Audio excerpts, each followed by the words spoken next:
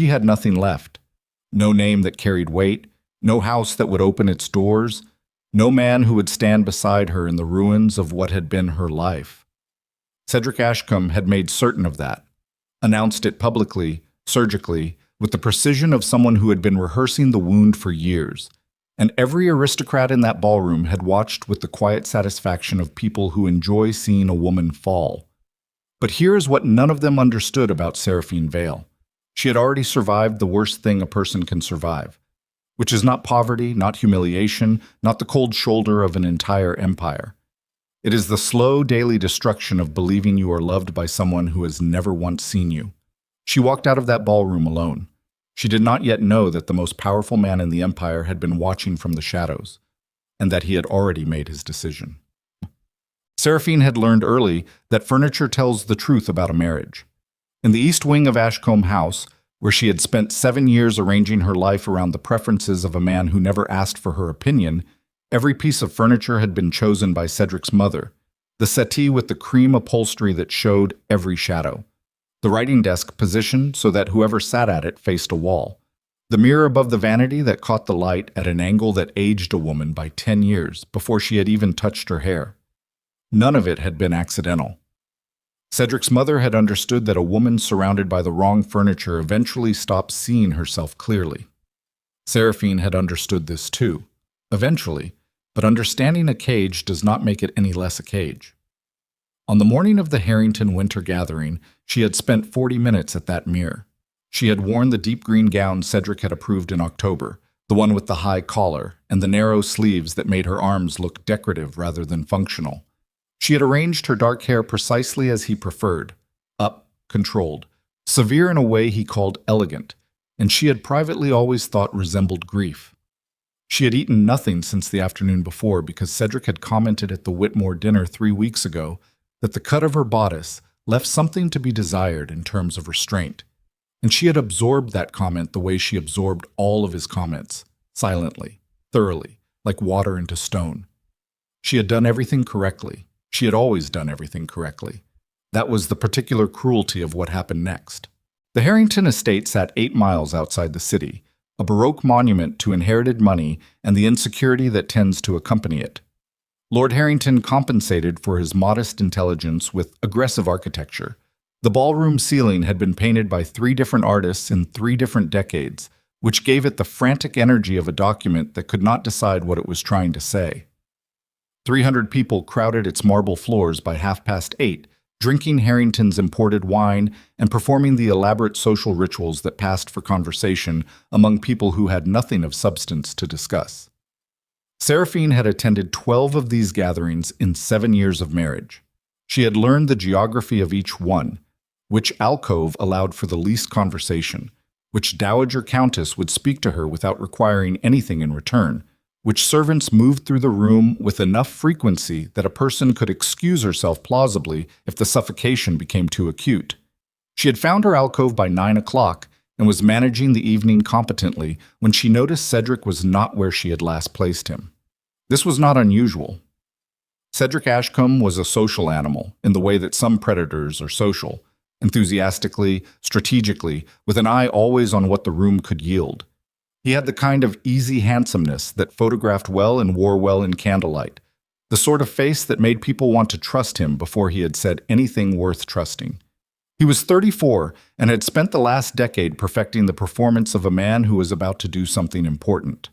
At some point, Seraphine had stopped waiting to see what that important thing would be.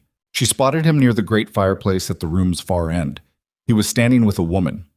Seraphine knew women in the way that women who have been consistently underestimated learn to know things, with a particular forensic attention to detail that others mistake for intuition.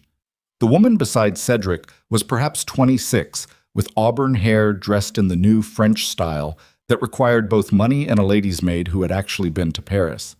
Her gown was the color of champagne and fit with the confidence of a woman who had never been told to consider restraint.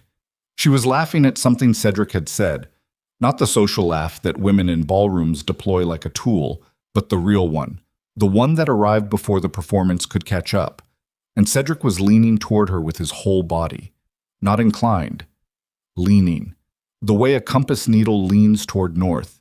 Seraphine had seen that lean before. She had seen it 7 years ago, before the wedding, before the furniture, before she had learned to eat less and speak less and take up less space. He had leaned toward her like that once. She had mistaken it for love. She understood now that it was merely appetite, and that appetite, once satisfied, turns its face toward the next thing without ceremony. She did not move from her alcove immediately. She stood there for a moment that lasted a long time, watching her husband laugh with another woman in front of 300 witnesses, and she did what she had trained herself to do in every difficult moment of the last 7 years. She made her face into something neutral and correct. She breathed through the place in her chest where something was tearing quietly, and she began to calculate. She had perhaps 10 minutes before someone noticed she had noticed. She did not get the 10 minutes. Lord Harrington, who was not intelligent but who had the unerring instinct of the socially predatory for a scene in progress, chose that moment to raise his glass and call for attention. He did it with the booming good humor of a man who believed that volume was a substitute for wit, and the room quieted because room's always quiet for men who are paying the wine bill. "Before the dancing begins," Harrington announced, "I believe Lord Ashcombe has a statement he would like to share with us this evening. Something rather significant, I understand." And Cedric turned from the auburn-haired woman and stepped forward into the candlelight with the ease of a man walking onto a stage he had been rehearsing for months. He did not look at Seraphine. That was the first wound. Not the deliberate cruelty of his gaze, but the casual indifference of its absence. He scanned the room the way a performer scans an audience, assessing and pleased, and his eyes moved across the alcove where his wife stood without snagging on her at all. "I am grateful to Lord Harrington for this opportunity," Cedric said, and his voice carried the warm, measured confidence of someone who had practiced this speech. "What I have to share tonight is personal, and I would not have chosen a public venue. But some matters, when they concern matters of honesty and integrity, deserve to be addressed openly before those whose opinions one respects." The room made the small collective sound of people who believe they are about to witness something important.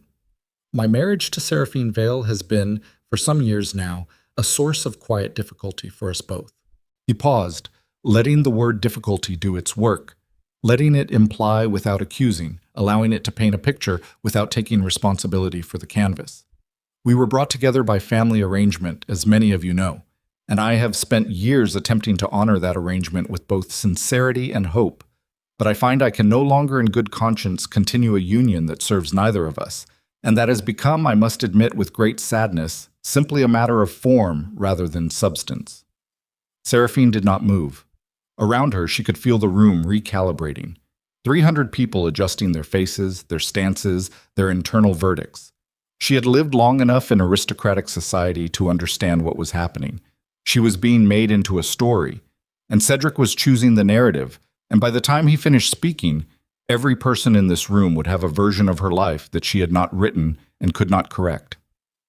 "I intend to begin formal separation proceedings with full transparency," Cedric continued, "and I want my friends and peers to understand that this decision has been made with the deepest respect for Seraphine's well-being and with the hope that she will find the happiness that our marriage was, regrettably, unable to provide her." The deepest respect. The words landed somewhere in Seraphine's sternum and became something dense and cold and specific. She recognized respect as the word men used when they meant the opposite of respect, when they meant the clinical management of an inconvenience they no longer wished to house. Someone in the crowd looked directly at her, then another person. Then the room's attention shifted with the subtle, unstoppable momentum of water finding the lowest point, and she was standing in her green gown in her alcove with every eye in the Harrington ballroom arranged on her face, waiting. She understood then what Cedric had done. He had not told her first. He had not given her the dignity of a private conversation, the opportunity to prepare, the simple human courtesy of warning.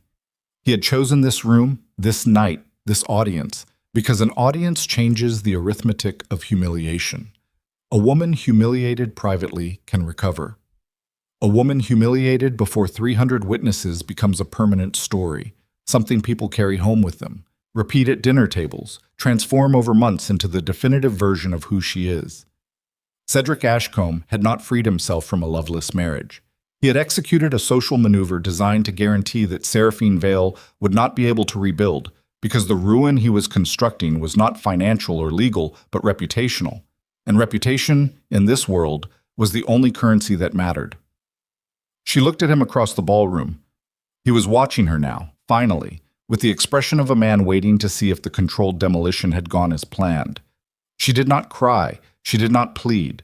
She did not cross the floor to argue, which would have confirmed whatever narrative he had prepared, did not collapse or faint or make any of the scenes that the room was quietly hoping for, and that would have sealed her fate as an object of pity rather than a subject of her own life.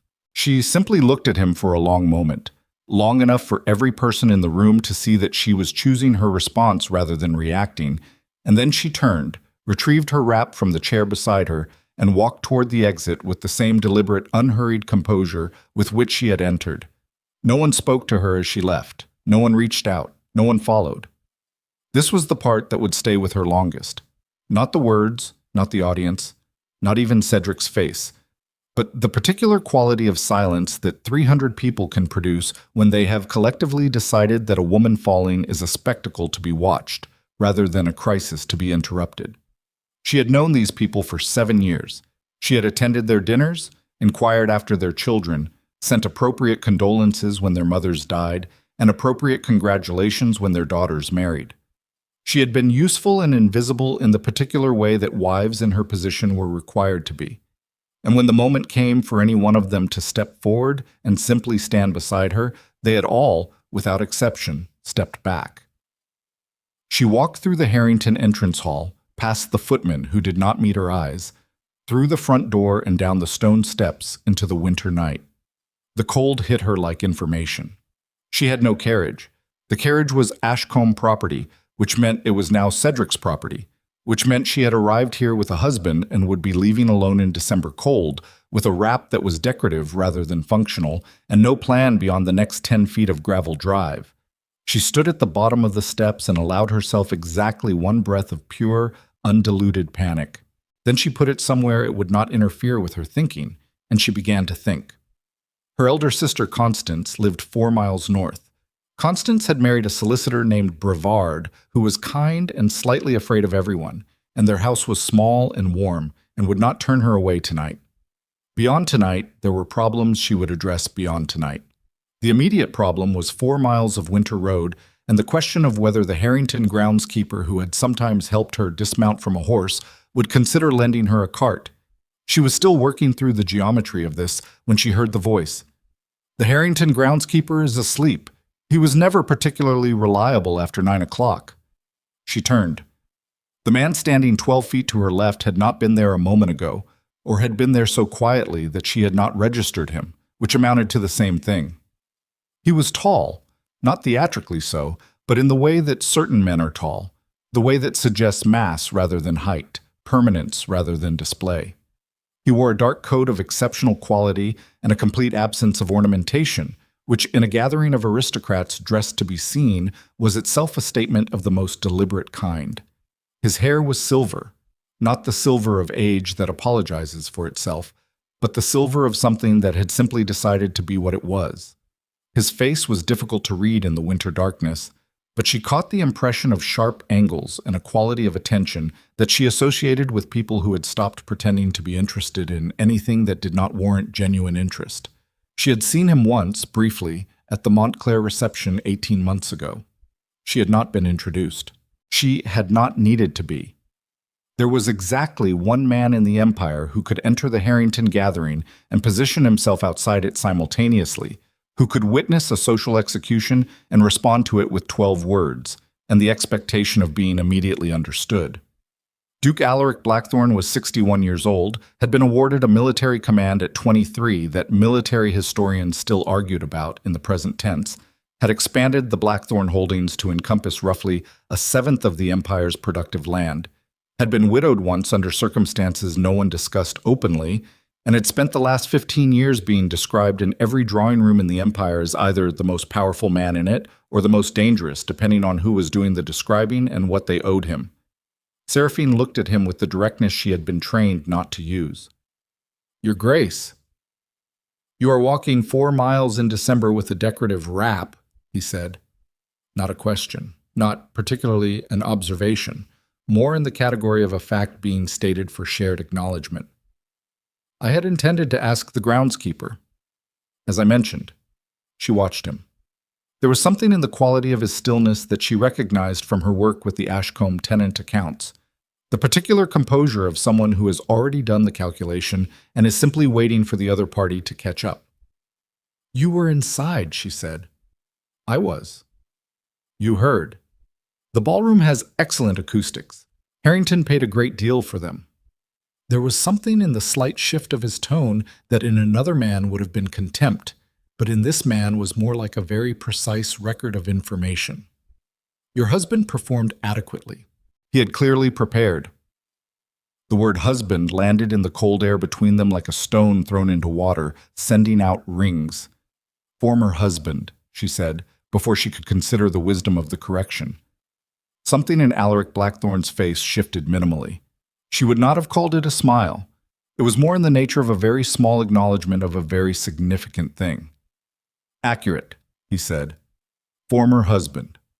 She was aware that she was standing in December cold at the bottom of the Harrington steps, having a conversation with the Duke of Blackthorne as though this were a normal extension of the normal evening, as though the last 40 minutes had not dismantled her life with the thoroughness of a house fire. Part of her understood that she was in some kind of shock, not the dramatic, visible kind, but the functional kind, the kind that keeps the body moving and the voice level while the interior processes something. It will not be done processing for months.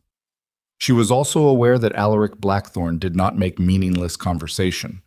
She was aware of this in the same way she was aware of weather, as something requiring appropriate response. What do you want? She asked. The bluntness arrived before the better-mannered version of the question could stop it. He looked at her for a moment. The winter silence made the look longer than it might otherwise have seemed. I want to offer you transport, he said. My carriage is at the east gate. I also want to offer you a proposition, which you are entirely at liberty to refuse. I would like to discuss it on the way, if you are willing. A proposition? Yes. From the Duke of Blackthorne. From me, he said with a slight emphasis that she noticed. Not the Duke of Blackthorne, performing his title like armor. From him, the specific man standing in the cold at the bottom of the Harrington steps, having apparently positioned himself here with the intention of having this exact conversation. Seraphine looked back at the Harrington house. Through the great windows, she could see the faint shift and movement of the ballroom. 300 people continuing their evening, her absence already being folded into the story, her departure already becoming the punctuation mark on whatever narrative Cedric had constructed for her. In an hour, the story would be settled. In a week, it would be fixed. In a month, it would be the only version that existed. She looked back at Alaric Blackthorne. You waited outside, she said. You didn't stay for the rest of the gathering. No. Why? He was quiet for a moment. When he spoke, it was with the same quality of factual directness that she was coming to identify as his register.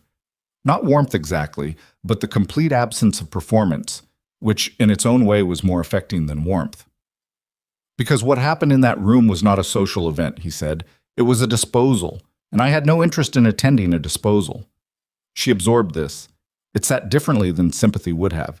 It did not require her to feel grateful for being pitied. It was simply an assessment, stated plainly, that named the thing for what it was. Show me the carriage, she said. The Blackthorne carriage was at the east gate, as stated, and it was the kind of vehicle that existed in a category beyond ostentation, not because it was decorated, but because the quality of its construction made decoration irrelevant. The horses were match blacks, absolutely steady in the cold, attended by a coachman whose expression suggested he had seen everything and found all of it, including this, entirely unremarkable. Inside, the carriage was warm. The warmth hit her when she settled against the seat, and she understood then, in her body rather than her mind, precisely how cold she had been on those steps. How long she had been cold, in fact, in a way that had nothing to do with December. Alaric Blackthorne seated himself across from her with the economy of movement she was beginning to associate with him. Nothing wasted, nothing performed. He regarded her in the dim interior light with the same quality of attention he had demonstrated outside, which she was reassessing from what she had initially read as assessment into something she did not have a word for yet. "Before I explain the proposition," he said, "I want to say one thing and then not refer to it again." She waited. What Ashcombe did tonight was not about you.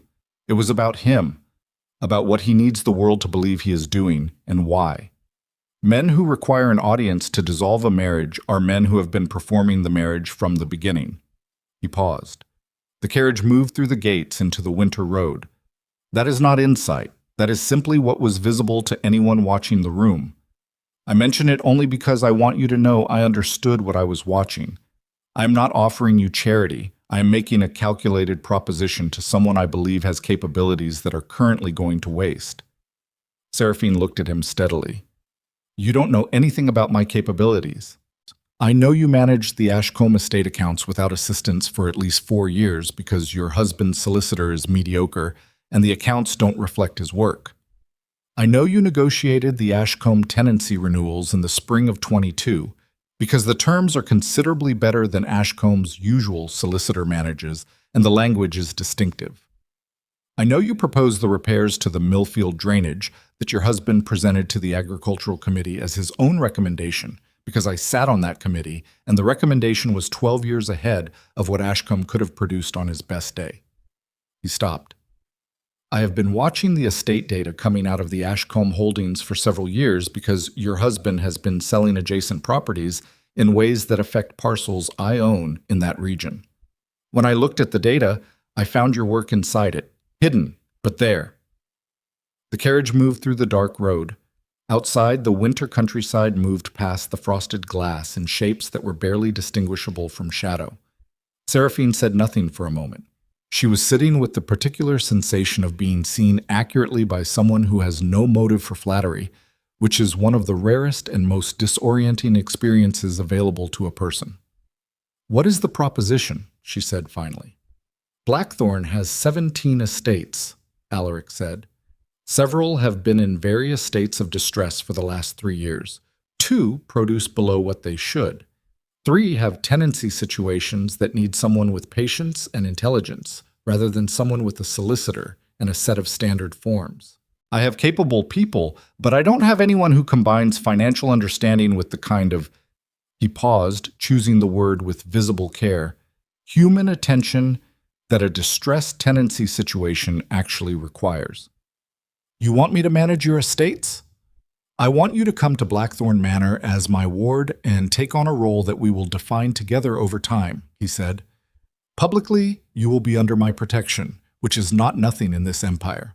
Privately, you will have complete access to the estate records, the tenancy documents, and the financial accounts, and your recommendations will be implemented. Your compensation will be...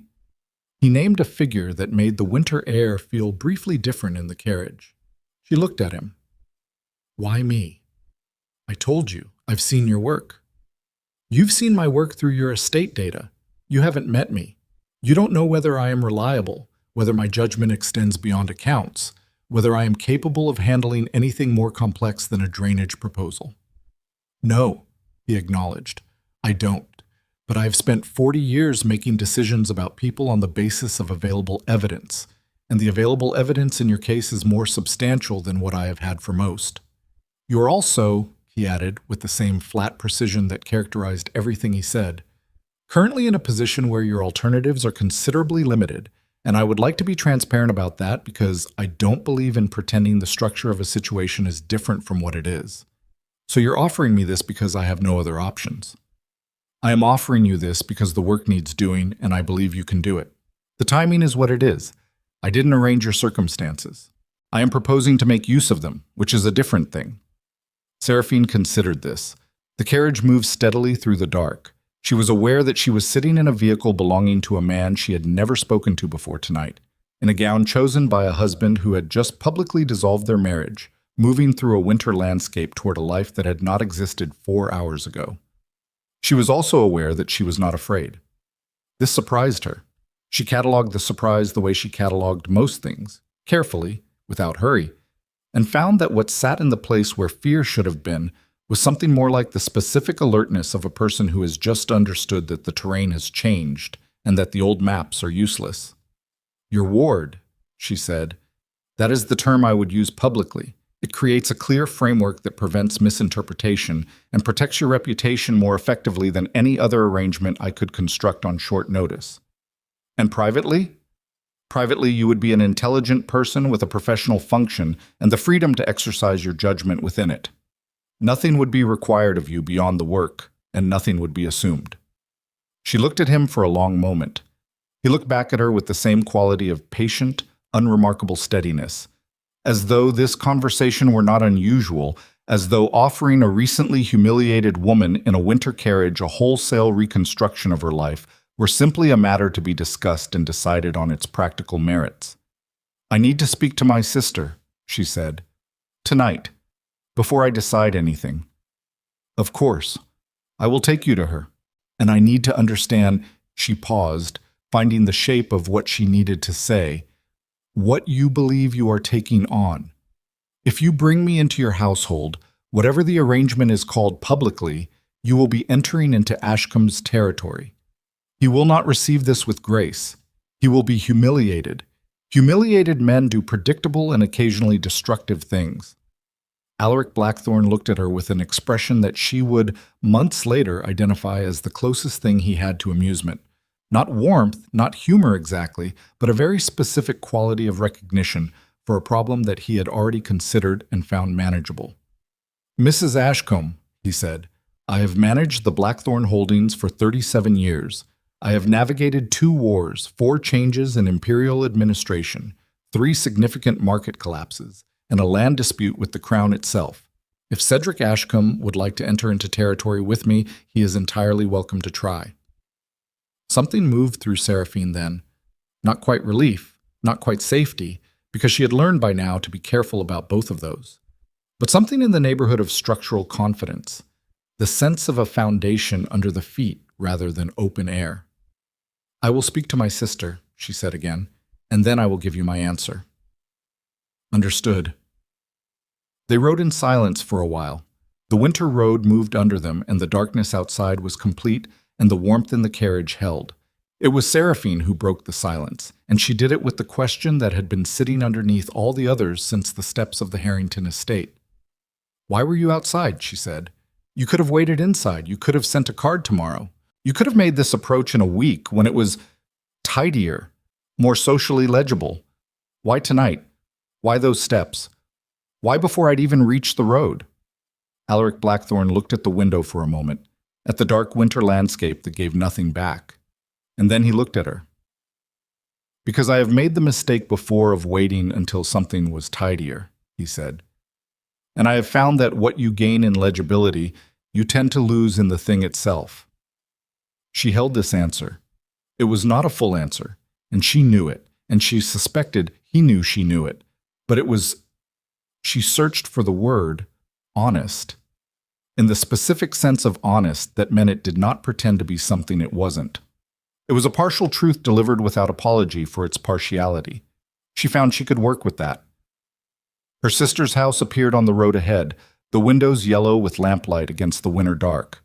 The carriage slowed. "I'll send word tomorrow morning," Seraphine said. "I'll be at the Blackthorne City residence until noon." He reached into the breast pocket of his coat and produced a card. He held it toward her and she took it. The card was heavy stock, deeply printed, no ornamentation, just his name and the address. "If you decide not to come," he added, "I will understand, and the carriage tonight is extended without any obligation." She looked at the card. Then she looked at him. "Do many people say no to you?" The almost amusement crossed his face again, brief and precise. "More than they used to," he said. "I have found it tends to improve the quality of the ones who say yes." She climbed down from the carriage without assistance and walked up the path to her sister's door without looking back. Behind her, the Blackthorne carriage did not move until she was inside. She did not sleep. Constance wept, which Seraphine found she could not afford to do yet, and Brevard made tea and looked at the card with the expression of a man confronting something outside his prior experience of the world, and eventually both of them fell asleep in the sitting room chairs while Seraphine sat at the writing desk in the room's corner and thought. She thought about the Ashcombe tenancy renewals she had negotiated in secret, the language she had chosen carefully, and the terms she had argued for, and the satisfaction she had felt when she saw them in the final documents. The only satisfaction available to her in those years, the satisfaction of competent work done well under conditions specifically designed to prevent it. She thought about the drainage proposal that Cedric had presented to the Agricultural Committee as his own, which she had drafted in 3 days of careful work with a map spread across the library floor, and which had been implemented the following spring and had apparently been good enough that Alaric Blackthorne had noticed it from across the Empire's real estate landscape. She thought about Cedric's face in the candlelight of the Harrington ballroom, the rehearsed ease of it, the absence in his eyes when they passed over her without snagging. She thought about what it meant that he had prepared this, that he had chosen the venue and arranged the audience and calculated the effect and executed it with the precision of a social weapon, and that she had spent 7 years in a house with a man doing all of this and had known, somewhere beneath the knowing, and had stayed anyway. Not because she loved him. Not, she thought with a cold clarity that arrived in Constance's sitting room at 2 a.m, because she had loved him for years. She had stayed because leaving had felt like the loss of a life, and staying had simply been the loss of herself, and she had made the calculation that people always make when the devil they know occupies less imaginative space than the devil they don't. She had been wrong about the arithmetic. At 3 a.m, she wrote a letter and left it on the writing desk. At 7, she walked to the post and sent word to the Blackthorn city residents. At 11, she was at the door. The Blackthorn city residents sat at the end of Aldenvere Square, like something that had decided not to compete with the buildings around it, because competition would have been redundant.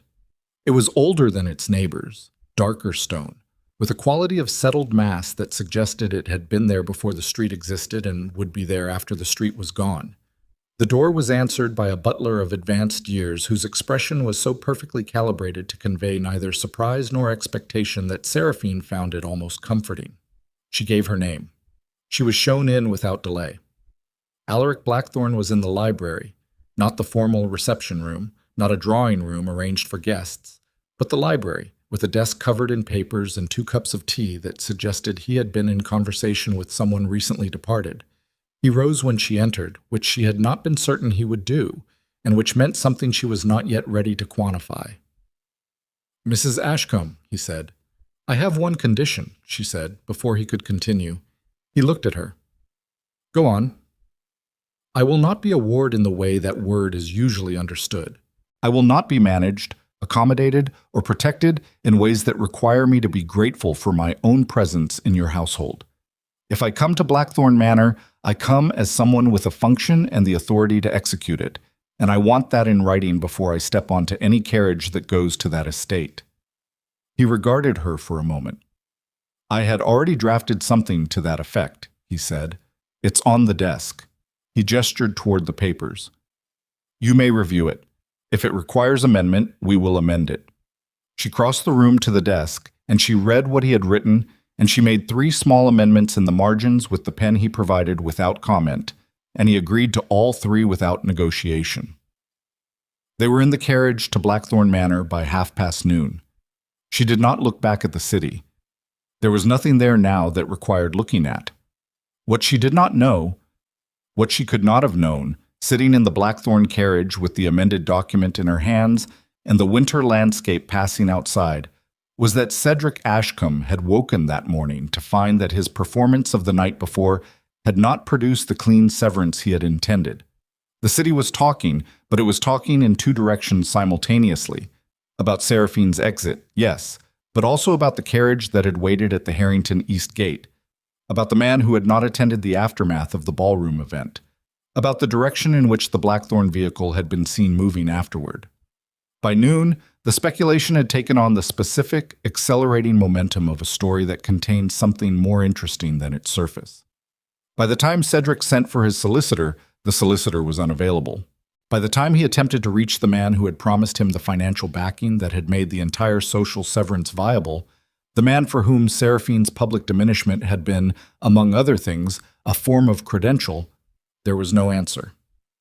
By 3 o'clock, Cedric Ashcombe sat in the Ashcombe study with a glass of something expensive and the precise, nauseating sensation of a man who has executed a complex maneuver perfectly and discovered, too late, that he had misread the board.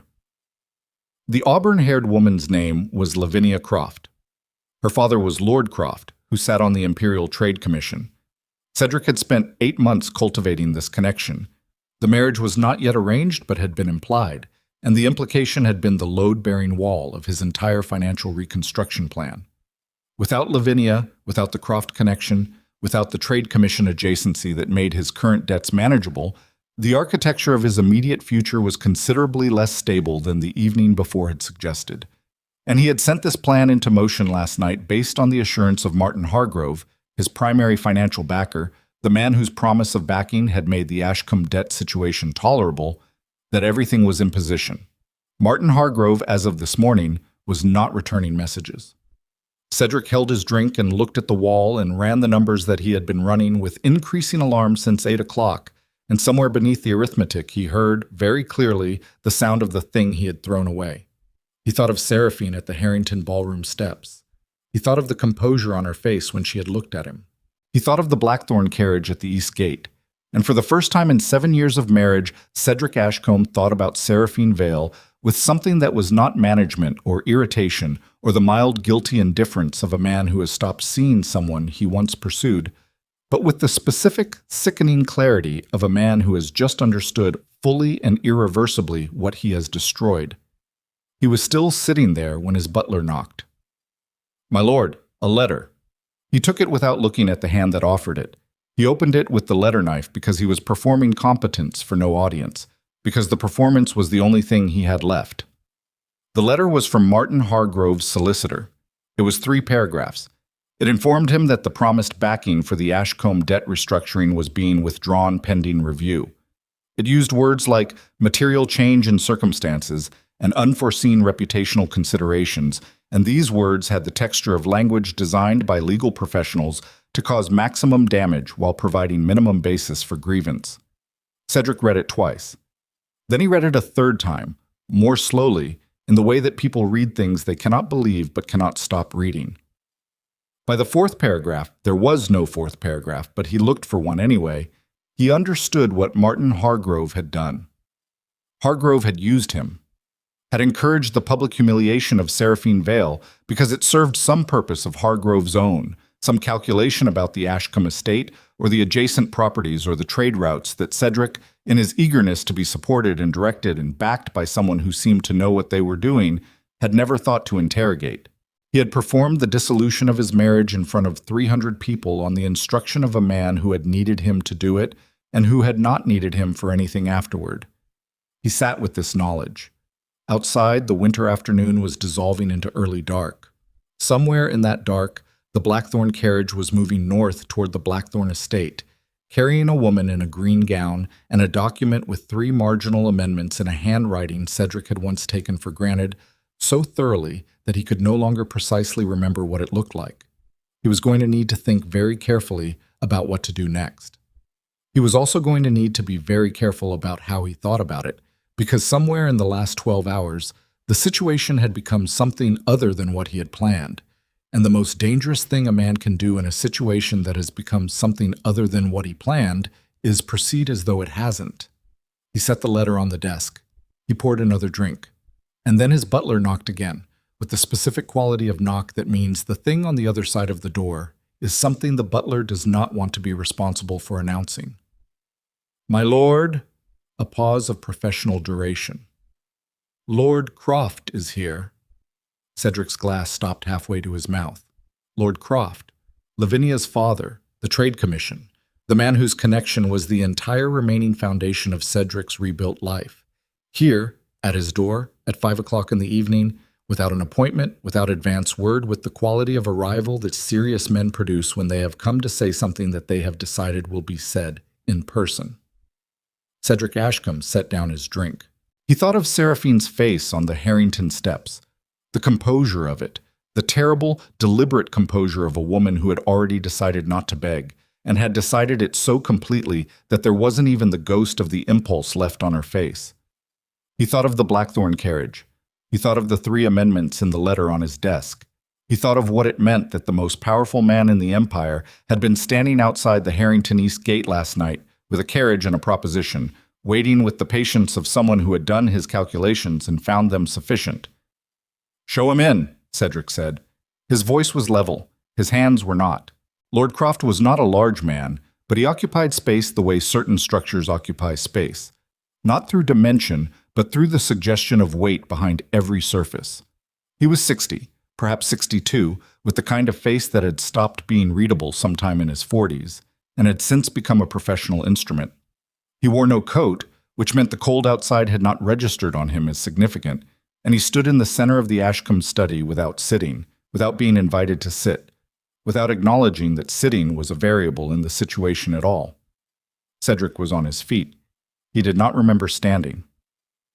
"Lord Croft." He managed the name with something approaching steadiness. I was not expecting." "No," Croft said. "I imagine not." The room held the particular silence of 2 people who both understand what the conversation is about, and neither of whom is willing to be the one to name it first. Cedric had been in enough negotiating rooms to recognize this silence. He had simply never been on this side of it before. "I wanted to come personally," Croft said, "because I find that certain conversations deserve the respect of a face." He moved to the window, not quite turning his back on Cedric, just redirecting his gaze to the darkening street outside. "My daughter came home this afternoon in some distress."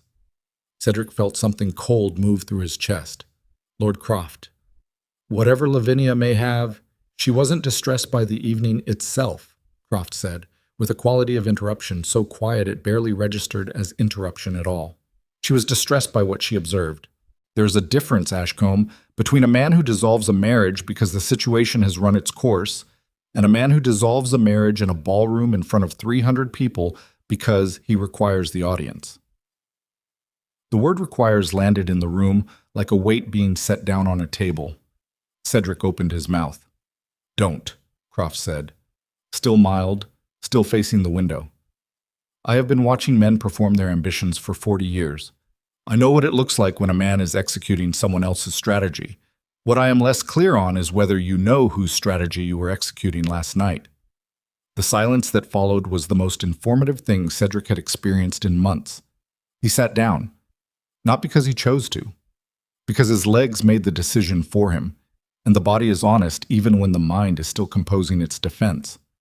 Croft turned from the window. He looked at Cedric with the expression of a man conducting an assessment rather than a conversation.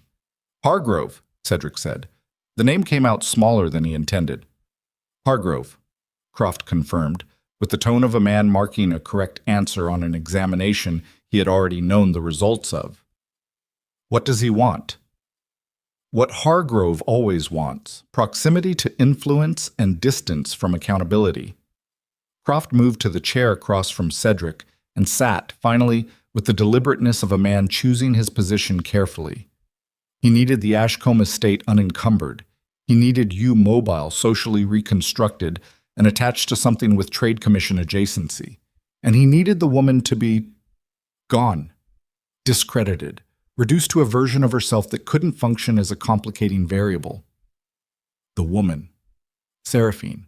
Cedric heard it the way you hear something you already knew landing in language that makes the knowing worse.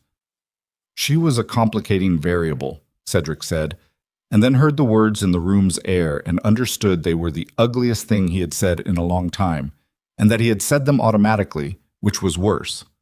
Croft looked at him for a moment with an expression that was not quite contempt.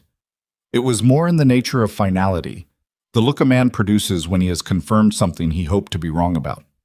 "Hargrove identified 2 things about your wife that you apparently missed," Croft said. "First, that she had been managing the Ashcombe financial interests with a competence that was frankly embarrassing to the professionals being paid to do it. And second, that if she were ever permitted to operate with actual authority and visibility, she would become a significant problem for anyone attempting to maneuver assets in that part of the empire, including Hargrove." Cedric stared at him. "He used the dissolution," Croft said. "He needed her discredited and removed before she could become inconvenient. You provided the vehicle. Very cleanly, I might add. Very publicly. The fire in the grate behind Cedric put out its steady heat, and he was not warm. You said she was managing the accounts. His voice had done something he didn't intend, gone quieter, more specific. For 4 years at minimum, possibly longer. The Millfield drainage alone. Croft paused. His eyes moved over Cedric with the same expression Cedric had seen on faces when they looked at buildings that hadn't been properly maintained. You really had no idea. It was not a question. It was something worse than a question. Cedric had the sudden, precise, physically uncomfortable experience of a man who has been living in a house for years and has just been shown that the walls are a different color than he believed them to be. Not a dramatic revelation, just a quiet, irrevocable correction of something he had simply never looked at directly. He had not looked at Seraphine directly in years. He had looked at the version of her that was useful for him to see. The quiet wife, the appropriate fixture, the woman who took up the correct amount of space and said the correct amount of words and did not require him to think about her when he had other things to think about. He had not, apparently, been looking at who was actually there. What happens now? He said. As of this morning, Croft said, Hargrove's position in the Eastern Trade Commission review is under examination. That examination has nothing to do with you. It has to do with practices that have been visible to certain people for some time and have recently become additionally documented. He paused. The backing he promised you is gone. The property restructuring you were planning is not viable without it. The Ashcombe liquid assets, which I had my people review this afternoon, are insufficient to service your current debts independently. Another pause. I'm telling you this because I believe a man deserves to understand the full shape of his situation before he decides what to do with it. And Lavinia, Cedric said, because he needed to know, because even now, even sitting in the wreckage of everything he had constructed, the Croft connection was the one piece he was trying to hold. Croft stood. He did it with the same deliberateness with which he had sat, and it had the same quality. Not dramatic, not cruel, simply final. My daughter, he said, is 26 years old and has, to this point, excellent judgment. I would like her to continue having excellent judgment. I think you understand me. He left without shaking Cedric's hand. Cedric sat in the empty study for a long time. Blackthorn Manor arrived at dusk, and it did not announce itself. Seraphine had expected something imposing, the architectural equivalent of a cleared throat. What she found instead was a building that had simply been standing in its landscape for long enough that the landscape had organized itself around it. The stone was old and dark and indifferent to impression. The grounds were not decorative in the way that wealthy estates were usually decorative. They had the quality of land that was being used, that had a function, that someone understood as a working system rather than a display of ownership. The carriage moved through the gate and up the approach, and she sat with her hands in her lap and watched it through the frosted glass with the particular attention of someone trying to understand a thing she is going to have to learn to navigate. You're not what I expected, she said. Alaric across from her looked at the estate passing through the window. What did you expect? Something that was trying to intimidate people. He looked at her then. The manor has been standing for 300 years. It stopped trying to intimidate people after the first 100. Now, it simply is. She absorbed this. There was something in the statement that extended beyond architecture, and she thought he knew it extended beyond architecture, and she thought he was not unaware of the parallel he had just drawn. The entrance hall was staffed by people who did not stare. This struck her immediately. The quality of a household staff that has been trained not into invisibility, but into a specific functional respect, the kind that looks at a person rather than through them. The housekeeper, Mrs. Denham, was perhaps 55, with the face of someone who had managed large systems for a long time and had stopped being alarmed by variables. Mrs. Ashcombe, she said, with a quality of welcome that was neither excessive nor performed. I've prepared the East Suite. There's a fire. Thank you, Seraphine said, and meant it, and the meaning of it registered somewhere in her throat in a way she was not prepared for. She had not been thanked for being somewhere in a long time. Gratitude had been a one-directional current in the Ashcombe household. She produced it, no one returned it. This inversion of that current, small as it was, hit her in a place she had apparently stopped protecting because she had assumed nothing would land there. She kept her face level and followed Mrs. Denholm up the stairs. She slept 11 hours, which she had not done since before the marriage. In the morning, Alaric sent word that he would be in the estate office at 8 and that she was welcome to attend or not, as she preferred, with the phrasing calibrated in a way she was beginning to recognize as characteristic.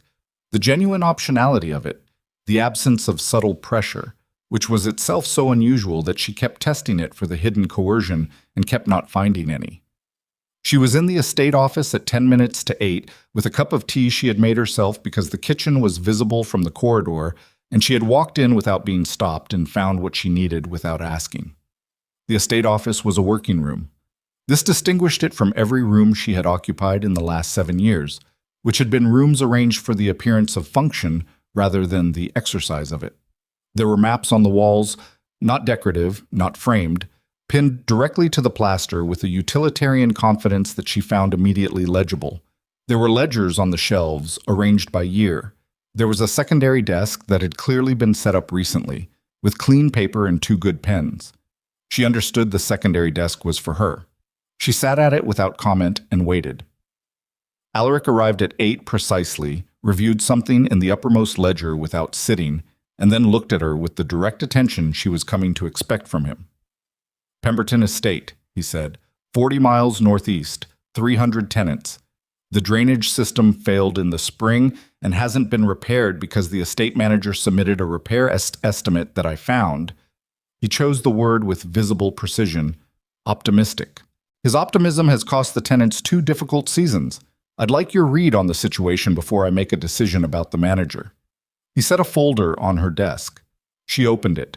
For the next 4 hours, she did not think about the Harrington Ballroom. The first time she met resistance at Blackthorn, it came from a man named Carver. Carver was the manager of the Fenwick estate, one of the 3 Blackthorn holdings she had been asked to review. He was 50, with the comfortable authority of a man who had been answering to no one with genuine oversight for long enough that oversight had become theoretical to him. He received her arrival at the Fenwick estate office with the specific quality of courtesy that is designed to establish hierarchy while appearing polite. Mrs. Ashcombe. He offered the name with the almost smile of a man buying himself time to assess a situation. I wasn't told to expect a personal visit. I'm reviewing the tenancy renewal structure, she said. I'll need the last 4 years of accounts, the current rent rolls, and the maintenance logs for the eastern parcels. Carver's almost smile became more specific. The accounts are under review by His Grace's primary solicitor. I'm aware of what the solicitor is reviewing. I'm asking about the tenancy documents. Perhaps it would be more appropriate to coordinate with Mr. Vane at the solicitor's office. Carver. She said it without raising her voice. I have a letter from His Grace authorizing full access to the Fenwick records. If you'd like to see it, I have it. If you prefer to send word to Blackthorn Manor to confirm the authorization, that's also available to you. What's not available to you is another 10 minutes of conversation about why I shouldn't be looking at documents I've already been authorized to see. A long pause. Carver looked at her with the expression of a man recalibrating. The accounts will be ready within the hour, he said. She looked at them for 3 hours.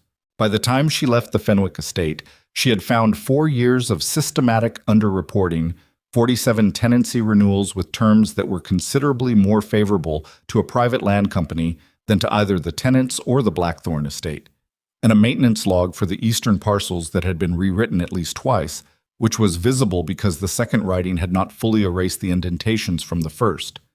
She rode back to Blackthorn Manor in the estate carriage with the documents in her case and something dense and purposeful settling in her chest. Not anger exactly, though anger was present underneath it, but the specific energy of a person who has found the problem and knows what the problem is and knows what to do with that knowledge. Alaric was in the main hall when she arrived. He looked at her face and did not ask the obvious question. How bad? He said. Bad enough that Carver needs to be gone by the end of the week, she said, and bad enough that there are 47 families who have been paying an artificial premium for 4 years that has been going somewhere that isn't your accounts and isn't their maintenance. He was quiet for a moment. The quality of his quiet was not surprise. It was the quality of a man receiving information he had suspected and finding the confirmation unsatisfying in the way that being right about something bad is always unsatisfying. "Show me," he said. She showed him. They were in the estate office until midnight. The news that Seraphine Vale, she had stopped using Ashcombe within 2 weeks, the name sitting in her mouth like something borrowed, was operating with authority inside the Blackthorn estate management reached the city in pieces, the way that news of something unprecedented always travels, in fragments that people compare and argue about until the whole shape of the thing becomes undeniable. The story that circulated initially was the expected one: the abandoned wife, the aging duke, the obvious calculation of an old man's sentiment being managed by a young woman with nowhere else to go.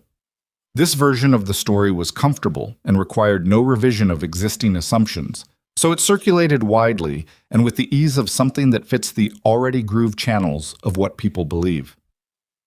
Then the Fenwick situation became public because 47 tenants having their rents corrected and their maintenance backlog addressed is not a quiet event, and Carver's departure from the estate management was noticed by people who pay attention to estate management, and the documents that were submitted to the Imperial Land Authority carried a notation that attributed the discovery of the discrepancy to a detailed review conducted by Seraphine Vale on behalf of the Blackthorn estate. Her name in the official document, her name in the notation. Not the Duke's solicitor, not Vane, not Alaric himself. Her name. The city, which had been comfortable with the first story, found itself in possession of a second story, and the second story was more interesting and considerably more inconvenient. Cedric heard about the Fenwick situation from his remaining solicitor, who heard about it from a land authority clerk, who mentioned it as an aside in a conversation about something else entirely. The aside was the kind that lodges, that stays when the surrounding conversation has dissolved. He was having a bad week. This was an understatement of such significant proportion that it had passed through irony and come out the other side into something more like landscape. Just the terrain he now moved through daily, without drama, because the drama had been used up in a single evening at the Harrington estate and what remained was simply consequence. Hargrove had not surfaced. The investigation Croft had mentioned had become real in ways that Cedric's solicitor described with increasing nervousness, using the word exposure in a way that suggested it had a gravitational field. 2 of the properties Cedric had intended to leverage in the restructuring had liens on them that his own solicitor had apparently missed or chosen not to mention, which made the solicitor's future involvement in Cedric's financial life both limited and litigable. The Ashcombe City House had a mortgage that was not where Cedric had believed it was. He was not ruined, not yet, not completely, but he was standing at the edge of something, and the edge was closer than the ground behind him, and the wind was not cooperating. He thought about Seraphine constantly. This was new. In 7 years of marriage, he had thought about her in the way that men think about weather, as a condition of the environment, requiring occasional attention and adjustment, never as the subject itself. Now he thought about her with the specific, unpleasant quality of attention that arrives when you have discarded something and then discovered too late that it was the thing the entire structure depended on. He thought about the accounts. He thought about the Millfield drainage.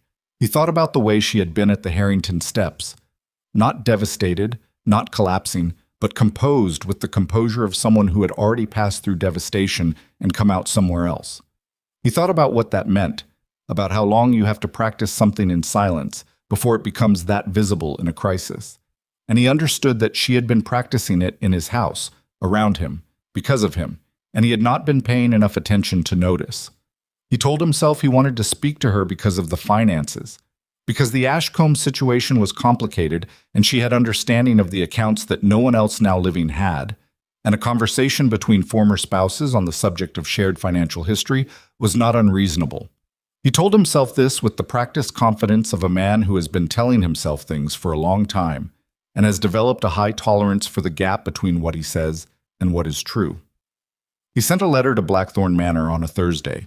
He received a response the following Monday, which arrived in a handwriting he recognized, but which had changed in some quality he couldn't name, or which he could name, which was that it had more room in it now, more air, the handwriting of someone who was no longer writing in the margins of someone else's life. The letter was 3 paragraphs. The first paragraph acknowledged the receipt of his letter. The second paragraph declined the proposed meeting on the grounds that there were no matters of shared financial history that required in-person discussion, and that any legitimate correspondence regarding the dissolution proceedings should be directed to Alaric Blackthorne's legal office, whose details were enclosed. The third paragraph was a single sentence. She wished him clarity in his current circumstances, and she wished it without rancor, which she wanted him to understand was not the same thing as forgiveness, and was not offered with any expectation of reply. Cedric read the third paragraph 4 times. He did not reply.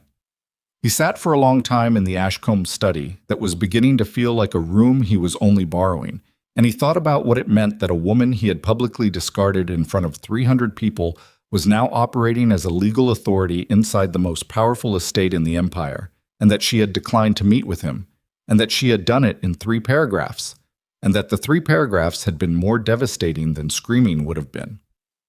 He was still sitting there when his remaining solicitor arrived with the news that Hargrove had surfaced, not in the city, not in any of the places where Cedric's money was either held or owed, but in the offices of the Imperial Trade Commission, where he had apparently been in conversation with Lord Croft's people about a transaction that had the shape, from what the solicitor could determine, of a man cooperating with an inquiry in exchange for terms.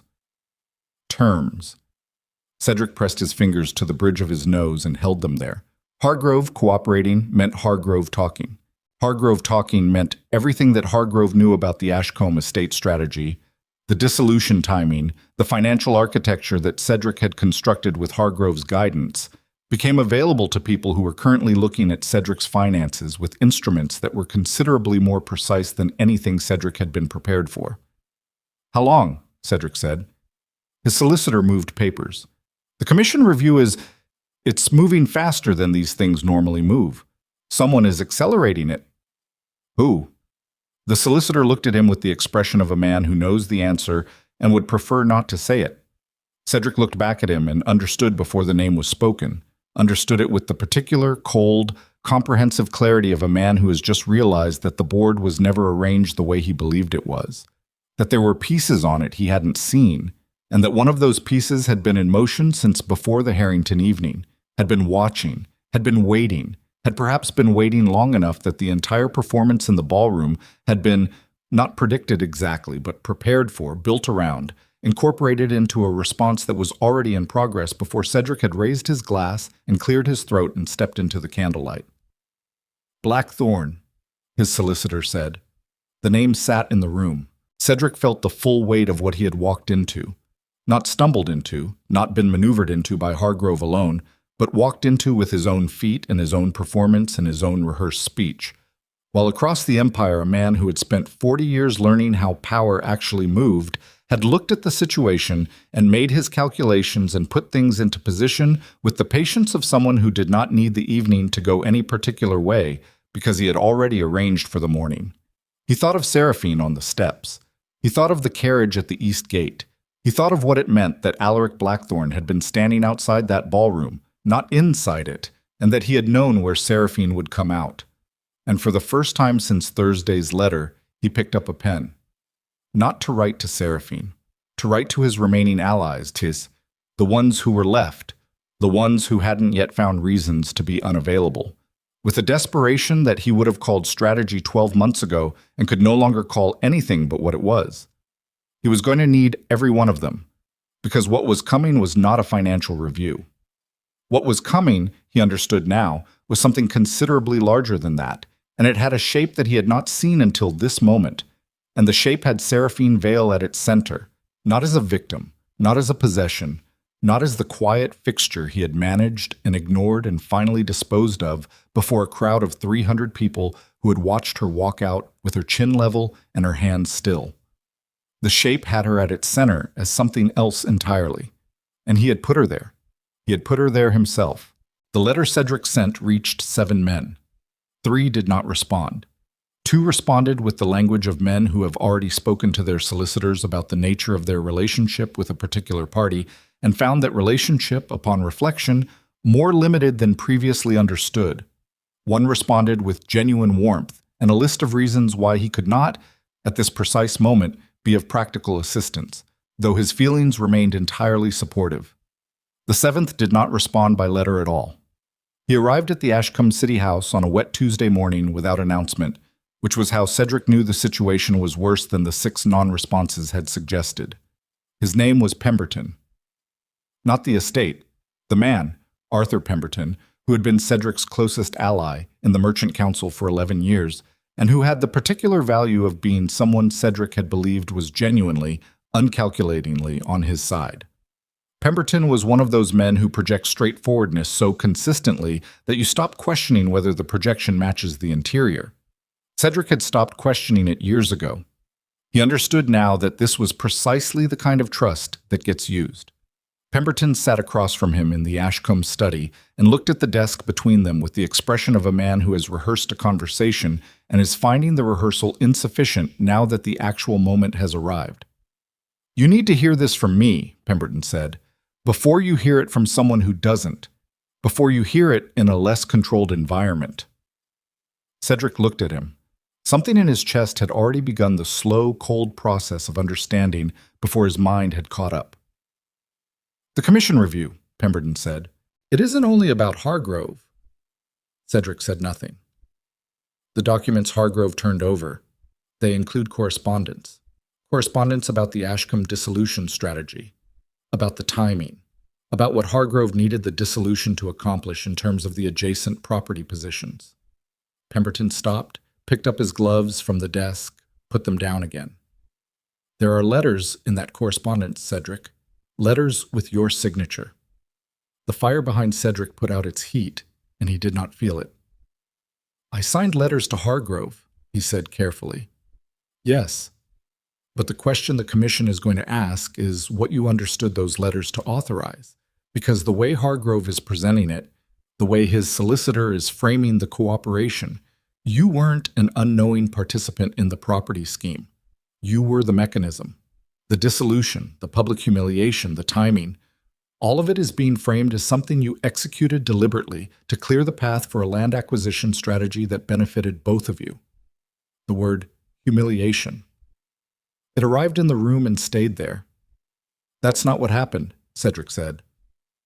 Pemberton looked at him with the expression of a man who is too old and too tired to argue about what happened.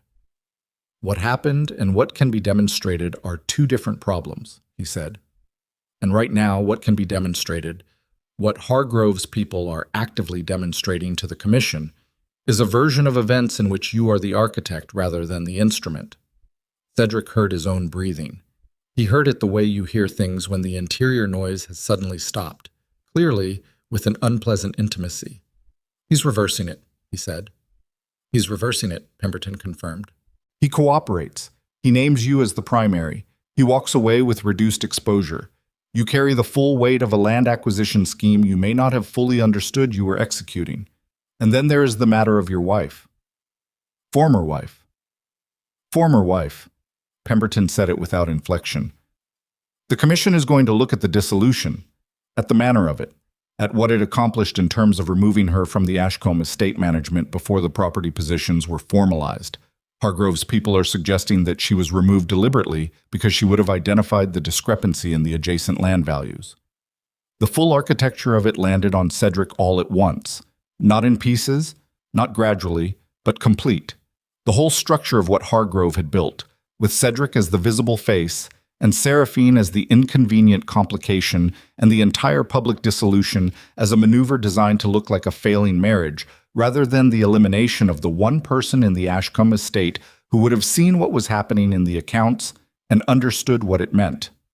He had not known. He had genuinely not known. This did not help him.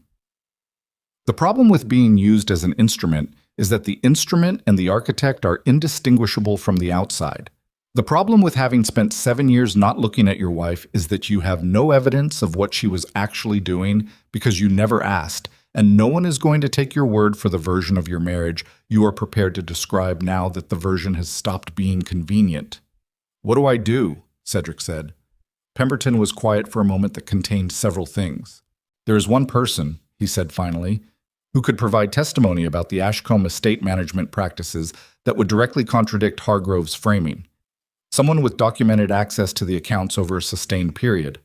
Someone whose credibility at this particular moment is considerably more established than yours. Cedric closed his eyes.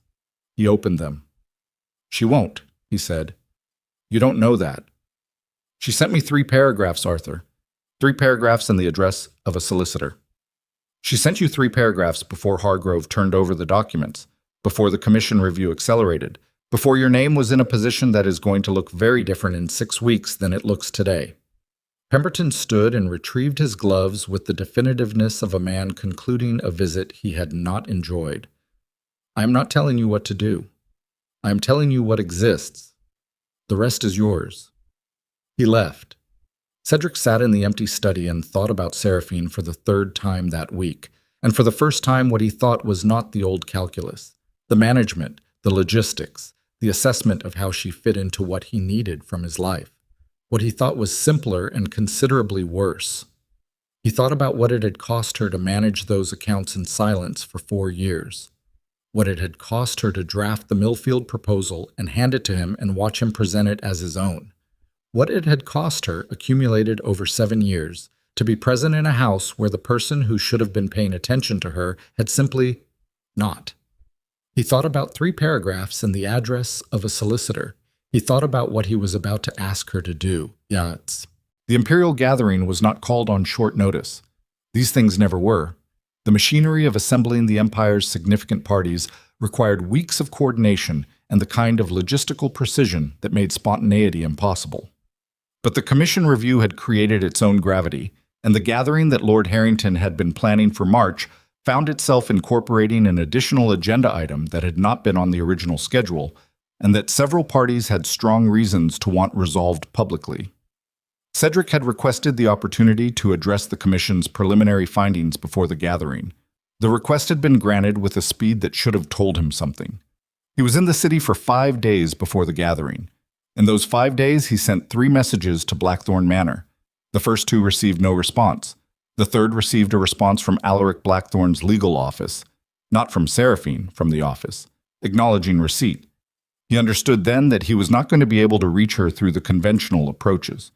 He understood also, with the particular clarity that arrives when a person has exhausted their options and is looking at what remains, that he was going to have to be in that gathering room, and that whatever happened in it was going to determine the shape of his life for the foreseeable future, and that he had lost the ability to control the terms. He arrived at the Imperial Gathering on a Thursday evening in March. The hall was larger than the Harrington Ballroom, 3 times the size, 3 times the candlelight, with the Imperial Commission seated at the elevated table at the room's far end, and perhaps 400 members of the Empire's significant classes arranged on the floor below in the elaborate social geometry of people who understand that where they stand is itself a statement. Cedric stood near the center. He had dressed carefully. He had rehearsed what he intended to say with the same deliberate preparation he had brought to the Harrington Ballroom in December, and the comparison was not lost on him, and the irony of it sat in his chest like something with weight. He did not see Seraphine when he entered. He saw Alaric Blackthorn immediately, because Alaric Blackthorn was one of those people who are visible in a room regardless of where they position themselves, the kind of visibility that has nothing to do with height or ornamentation and everything to do with the quality of presence that accumulates in a person who's been making consequential decisions for long enough that it becomes physical. He was standing near the commission table, speaking to Lord Croft, with the ease of 2 men who have been in conversation for some time and have moved through the social portion of it into something more substantive. He did not look at Cedric. This was more noticeable than if he had. The commission chair called the room to attention at 8:30. The agenda was read. The preliminary findings of the review were summarized with the particular language of official documents, precise, dense, draining color from everything it touched. Cedric's name appeared twice in the summary. He counted. When the chair opened the floor for response, Cedric stepped forward. He had prepared for this. He spoke clearly and with the measured confidence he had spent a career cultivating, and he laid out his version of events. The relationship with Hargrove as a standard financial partnership, his lack of awareness of the specific land acquisition strategy, The dissolution of the marriage as a personal decision entirely separate from any property considerations. He was, he believed, doing it well. He could feel the room's attention, the quality of listening that an audience produces when it is genuinely processing rather than waiting. He was 11 minutes in when the interruption came. Not loud, not dramatic, just a voice from the left side of the room, clear and carrying, with the quality of a person who has calculated exactly how much volume a stone hall requires and has used precisely that amount. I'd like to address the commission directly, if the chair permits. The room turned. Seraphine Vale was standing 12 feet from Cedric, and she was not wearing green. She was wearing deep blue, the color of something that has made a decision about itself, and she was standing with the particular composure that Cedric recognized from the Harrington steps. The composure of someone who is not performing steadiness but is simply steady, the way structures are steady, from the inside out. The commission chair looked at her. "Mrs. Vale," she said. "Seraphine Vale, I have documentation relevant to the commission's review of the Ashcombe estate management practices, and I believe it bears directly on the accuracy of the account just provided." The chair looked at Alaric Blackthorne, which told Cedric everything about who had arranged this moment and when. "The commission will hear from you," the chair said. She walked to the commission table. She carried a case, not large, not dramatic, the kind of case that contains documents rather than performances, and she set it on the table and opened it with the same unhurried functional economy she brought to everything, the economy of a person who has been working in the actual world rather than the performed one. "The Ashcombe estate accounts for the period covering the 4 years prior to the dissolution have been reviewed by the Blackthorne Legal Office," she said. "I am the person who maintained those accounts. I kept copies, so not because I anticipated this situation, but because I was managing a complex financial system, and it is simply good practice to maintain records of your own work." She produced the first document. The commission chair took it. Another went to the second commissioner. A third was placed on the table between them. These records show that the Ashcombe estate management during this period consistently identified and resisted pressure to undervalue 2 adjacent parcels that are now central to the Commission's land acquisition review. She paused, the pause of someone who is not hesitating but allowing information to settle. The pressure came through channels connected to Hargrove's operation. I was not aware of the full scope of the scheme. I was aware that the valuations being proposed were incorrect, and I documented my objections internally. Cedric stared at the documents on the commission table. He had never seen them. He had not known they existed. "I am also submitting correspondence," Seraphine continued, "between the Hargrove operation and 2 individuals who were represented to Lord Ashcombe as independent financial advisors. This correspondence predates the dissolution by 14 months. It makes clear that the dissolution was identified as a necessary step in the land acquisition strategy, not by Lord Ashcombe, but by Hargrove's operation, because my continued presence in the estate management was understood to be an obstacle to the valuation fraud."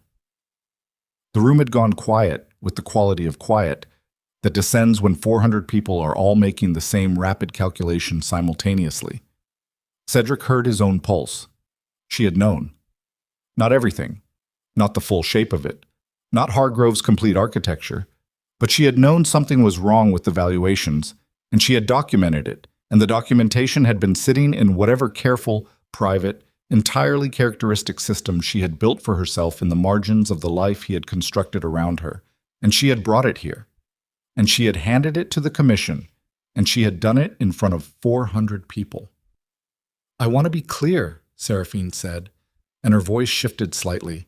Not softer, not warmer, but more direct, with the quality of something that has been held for a while and is now being set down deliberately. "I am not here to destroy Lord Ashcombe. The documents I have submitted tell their own story, and what that story contains is a man who was used as an instrument by someone considerably more calculating than himself. That is not exoneration. It is simply accuracy." She looked at Cedric then, directly with the same quality of look she had given him at the Harrington ballroom.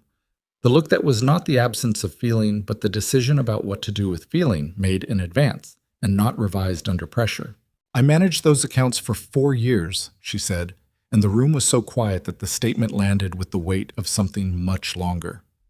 I would have managed them indefinitely. I would have caught this earlier if I had been permitted the authority to act on what I was finding rather than simply document it and wait. She closed her case. She stepped back from the commission table. The commission chair was reading the documents. The second commissioner was reading over his shoulder. The third was writing something with the focused attention of a person who has just understood that the scope of the inquiry is considerably larger than the preliminary findings had suggested.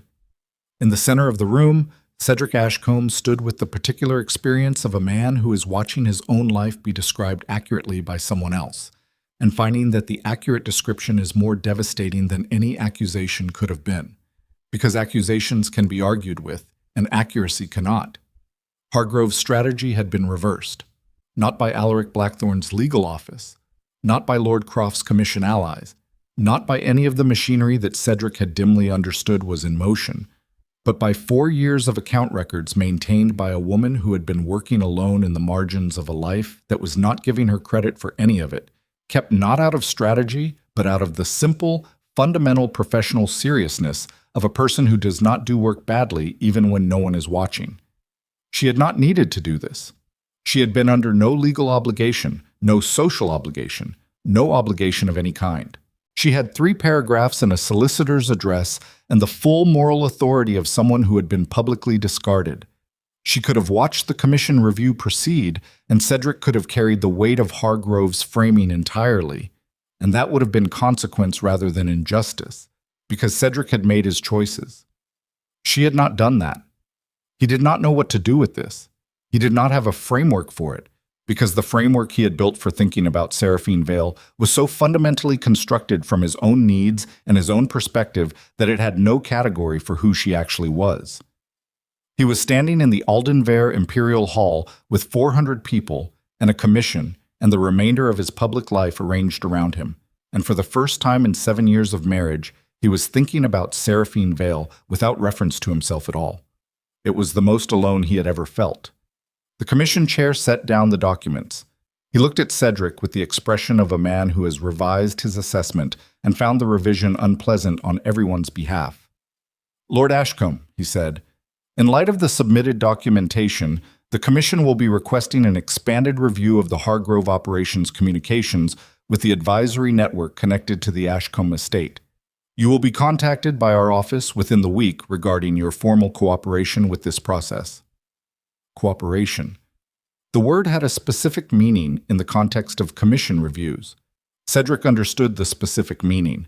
He looked across the room.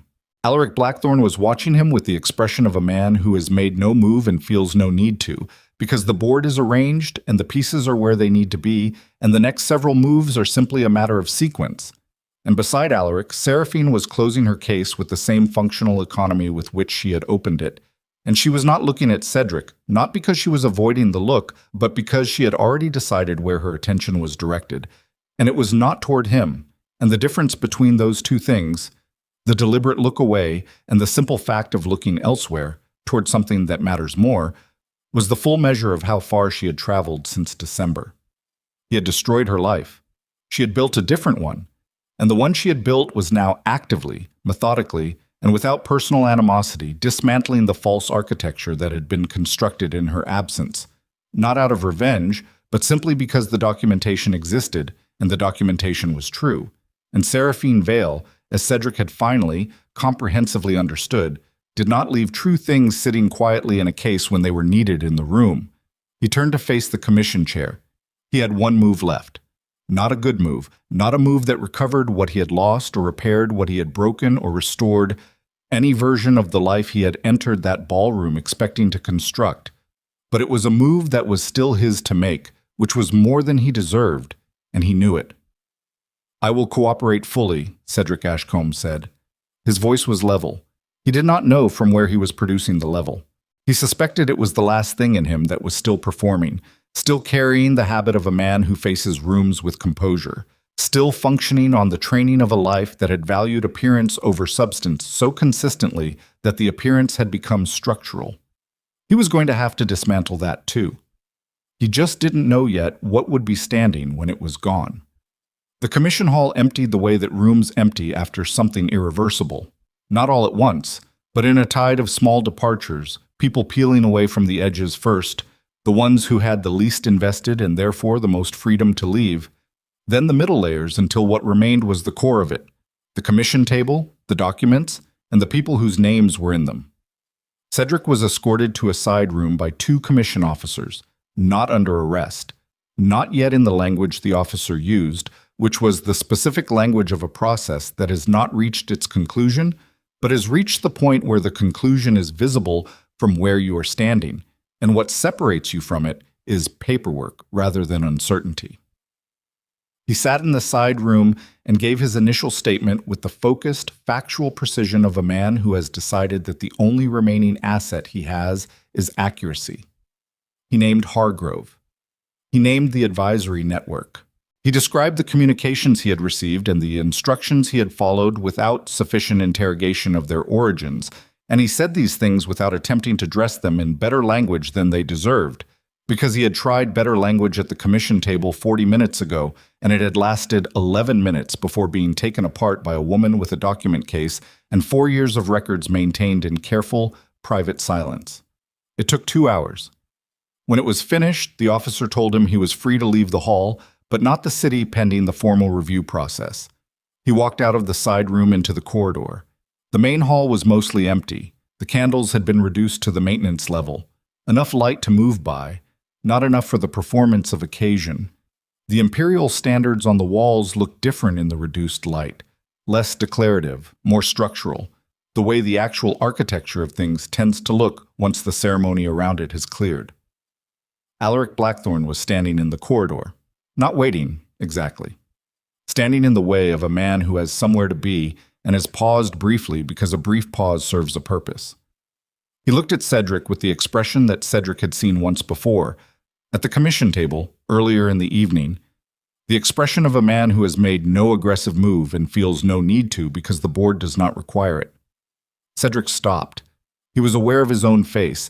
He was aware that his face was doing something he did not have the energy to correct, something that would be visible to a man who had been reading rooms and people for 40 years with the precision of someone whose life has required it.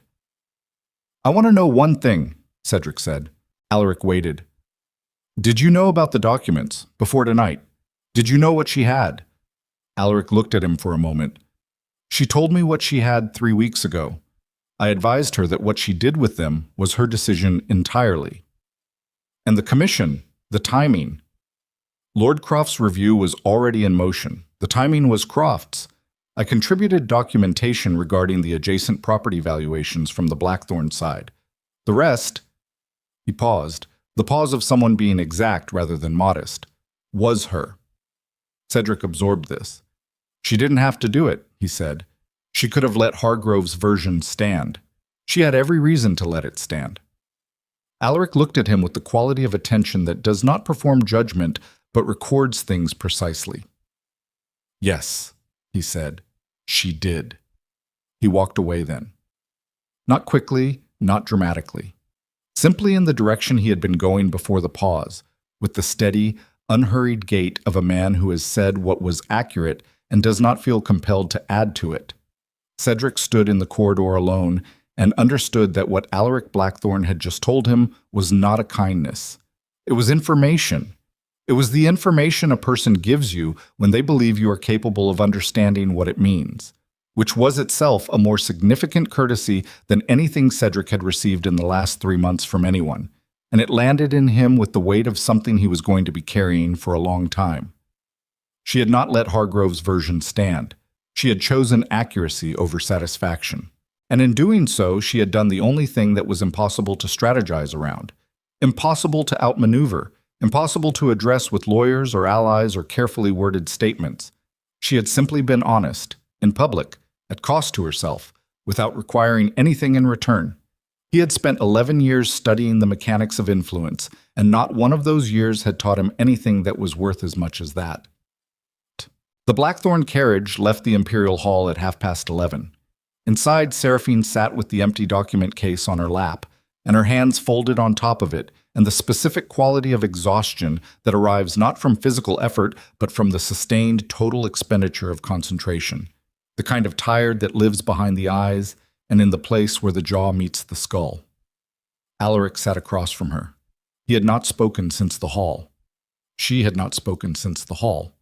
The carriage moved through the city's night streets with the solid, unhurried momentum that she had come to associate with anything connected to Blackthorn. The absence of performance in the movement, the sufficiency of simply going where you are going at the appropriate speed. She was the one who broke it. He looked, she started and then stopped and then started again with more precision. He looked like someone who had just understood something, not learned it, understood it. There's a difference. Alaric looked at her. There is. I didn't do it for him. I know. I did it because the documents were accurate and they were relevant, and leaving accurate, relevant information in a case while a false version of events gets entered into an official record is... She stopped. I couldn't do it. I tried to imagine doing it, and I couldn't. I know, Alaric said again, and the repetition was not diminishment but confirmation. The confirmation of a man who is telling you that what you are describing is something he already understood about you, something that was not surprising, something that he had incorporated into his assessment of the situation long before you were required to demonstrate it. She looked at him. In the carriage's low interior light, his face had the quality of the blackthorn stone, dark and settled and genuinely without performance. She had been around him for 3 months now, and she had not yet found the performance. She had looked for it the way she had learned to look for the thing underneath the thing in all her years of navigating the Ashcombe social world, and it simply was not there. What he showed was what there was. She did not know what to do with this, still. She was still learning the grammar of a person who does not operate with the gap between presentation and interior that she had come to expect as a structural feature of every significant relationship. Hargrove is going to argue that you orchestrated the document submission, she said.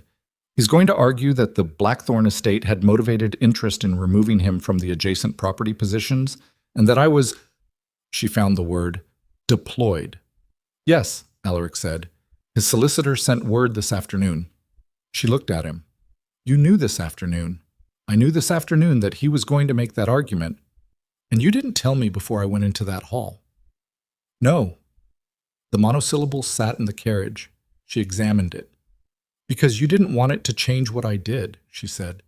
Because I believed that what you did should be based on your own judgment of what the situation required, he said. Not on a calculation about how to preempt Hargrove's counter-argument. If I had told you, you would have spent the last 3 hours thinking about his response, rather than about the accuracy of what you were presenting.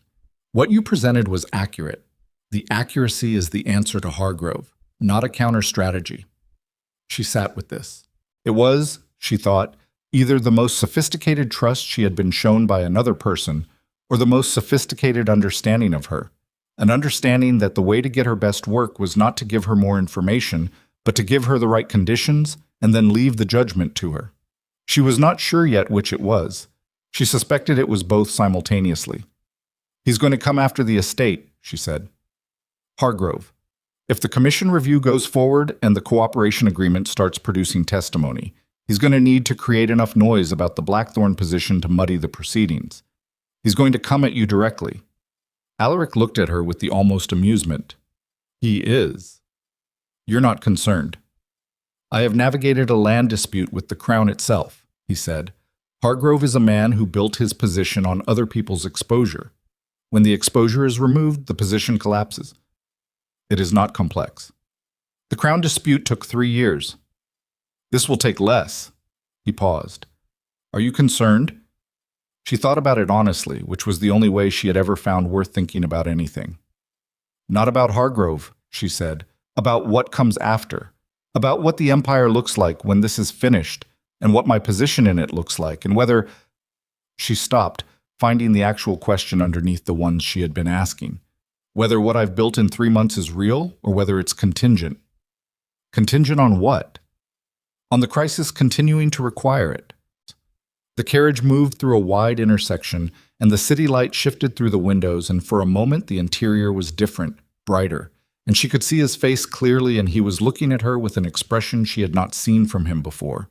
Not the almost amusement, not the flat assessment, not the quality of attention that recorded things precisely.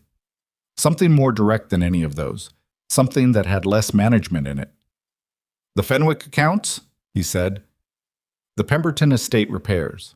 The tenancy terms you renegotiated in January that saved 43 families a combined total of £600 a year while simultaneously improving the estate's long-term productivity.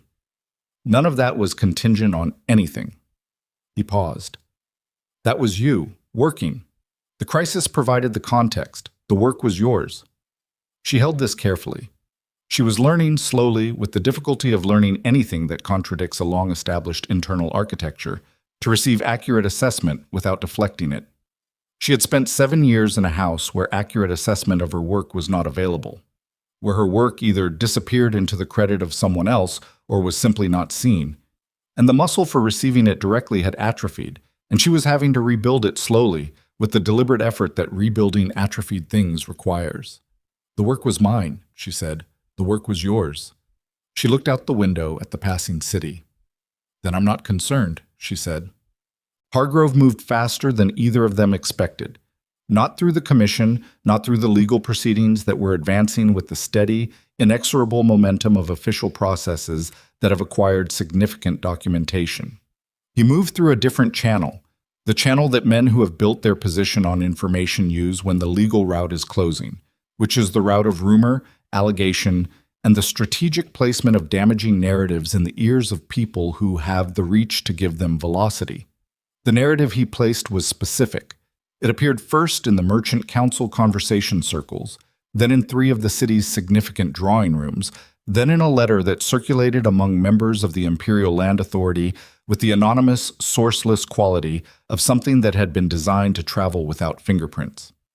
The narrative was this: that Seraphine Vale had not acted independently at the Imperial gathering, that the document submission had been choreographed by Alaric Blackthorne's legal office as part of a long-planned strategy to acquire the adjacent eastern properties that Hargrove's operation had been developing, that her presence at Blackthorne Manor was not protective wardship, but active deployment in a scheme to use her credibility as a wronged woman to provide cover for Blackthorne's own land consolidation agenda, and that the Duke of Blackthorne, far from being the disinterested party he presented himself as, had identified Seraphine Vale at the Harrington gathering not out of any human impulse, but because she was a useful instrument in a property play that had been in motion for years. The instrument. That word again, traveling through the city in a different direction now, aimed at a different target. Seraphine read the letter. A copy had been provided to Alaric's office by Lord Croft on a Thursday morning in the Blackthorne estate office. She read it twice. She set it on the desk. She was aware of her own breathing. She was aware of the quality of her breathing, which was not panic. Panic was not the thing. Panic required the belief that the situation was beyond management, and she had not yet concluded that. What she was aware of was the specific sensation of feeling the ground shift, not violently but steadily, the shift of a situation that has expanded beyond the shape you had understood it to have. Alaric came into the office at 9:30. He looked at her face, then at the letter on the desk. "Croft sent me his copy as well," he said. "It's effective," she said. "It doesn't require proof. It just requires enough people to hold the question whether I was acting on my own judgment or on your direction. Once the question exists, the document submission becomes ambiguous. My testimony becomes ambiguous." "Yes." "He's not trying to win the commission review," she said. "He's trying to make the commission review unresolvable. Enough ambiguity to stall the proceedings, enough stall for him to move the assets he needs to move before the property positions are frozen." "Yes." She looked at him. "How long does he need?" 2 weeks, perhaps 3. "The commission review won't stall in 2 weeks. Croft is accelerating it." "The review won't stall, but the testimony weight will be affected. If my credibility as a witness is successfully questioned, if I am seen as an interested party in the property outcome, the adjacent land documentation I submitted loses its standing as independent corroboration. Hargrove's solicitor has already filed a motion questioning my evidentiary independence." He paused. "The motion has some legal basis. I did have financial interest in the adjacent parcels. So he guts your testimony, she said, which leaves mine. Alaric looked at her with the directness she had come to understand as his version of significant disclosure. Yes. And if he successfully argues that my testimony was orchestrated by you, he guts mine as well. If he can argue it successfully, yes, which requires, he said, that no one with knowledge of the actual sequence of events is willing to testify to the actual sequence. She looked at him. He looked at her. The actual sequence of events, the carriage at the East Gate, the proposition, the 3 months, the document case she had brought to the hall herself, the 3 weeks between telling him what she had and the night of the gathering, the 3 weeks during which he had not directed her, had not strategized with her about the submission, had told her it was her decision and then left it as her decision. The actual sequence was clear. The actual sequence would answer the argument. The actual sequence required someone to stand in front of the commission and describe, specifically and in verifiable detail, the nature of her relationship with Alaric Blackthorne from December to March, the terms of the arrangement, the independence of her function within it, the specific decision she had made without his direction. To do that was to describe the arrangement publicly. To describe the arrangement publicly was to make the wardship structure, which had been functioning as a shield as well as a framework, fully visible. To make it fully visible was to remove the ambiguity that had allowed her to operate with authority inside the Blackthorne estate without the constant interference of people who needed her role categorized in a way that made it smaller and more manageable. She sat with this. The thing about ground that is shifted is that you can either try to shift it back, which generally fails because the forces that moved it are not interested in your preference for the previous configuration, or you can understand the new topography and move accordingly. If I testify to the sequence, she said, I am testifying about us, about this. She gestured, a small, specific gesture that indicated the office, the estate, the 3 months, the whole structure of what they had built together inside the Blackthorne walls. It becomes public in a way it hasn't been. Yes, Alaric said, that changes things. It changes some things. Which things does it not change? He was quiet for a moment. The quality of the quiet was different from his other quiets. Not the quiet of a man choosing precision, not the quiet of a man who has already done the calculation. This was the quiet of a man who is saying something true and knows it is true, and is not entirely sure how it will land. Your function here, he said, your authority over the estate work, the terms of the arrangement, none of that changes. He paused. What changes is the public understanding of what you are to this household, which has been... He chose the word with what she was beginning to recognize as his version of care, imprecise. Imprecise. She looked at him across the desk in the morning light of the Blackthorne estate office with the maps pinned to the walls and the ledgers on the shelves and the secondary desk that had been set up before she arrived, set up with the specific anticipation of her presence, with clean paper and 2 good pens. She thought about imprecise. She thought about what it meant that a man who was exact about everything, about language, about documentation, about the specific weight of every word and every agreement, had chosen that particular word for the public understanding of what she was to this household. She opened her mouth. The door of the estate office opened. Mrs. Denholm stood in the doorway with the expression she produced when delivering information that requires delivery, regardless of whether the moment is convenient. Your Grace, there are 3 men at the gate, commission officers. They have a summons. Alaric looked at her. For whom? For both of you, Mrs. Denholm said. They say the commission hearing has been moved. It's been set for tomorrow morning. Lord Croft's order. Seraphine and Alaric looked at each other across the desk. Tomorrow morning. Not 2 weeks. Not enough time for Hargrove's asset movements. Not enough time for his narrative to fully circulate. Not enough time for anything to consolidate except what already existed. The documents, the testimony, the actual sequence of events, and the 2 people in this room who knew that sequence from the inside and had not yet decided in the precise and public language that a commission hearing requires what to call it. Alaric stood.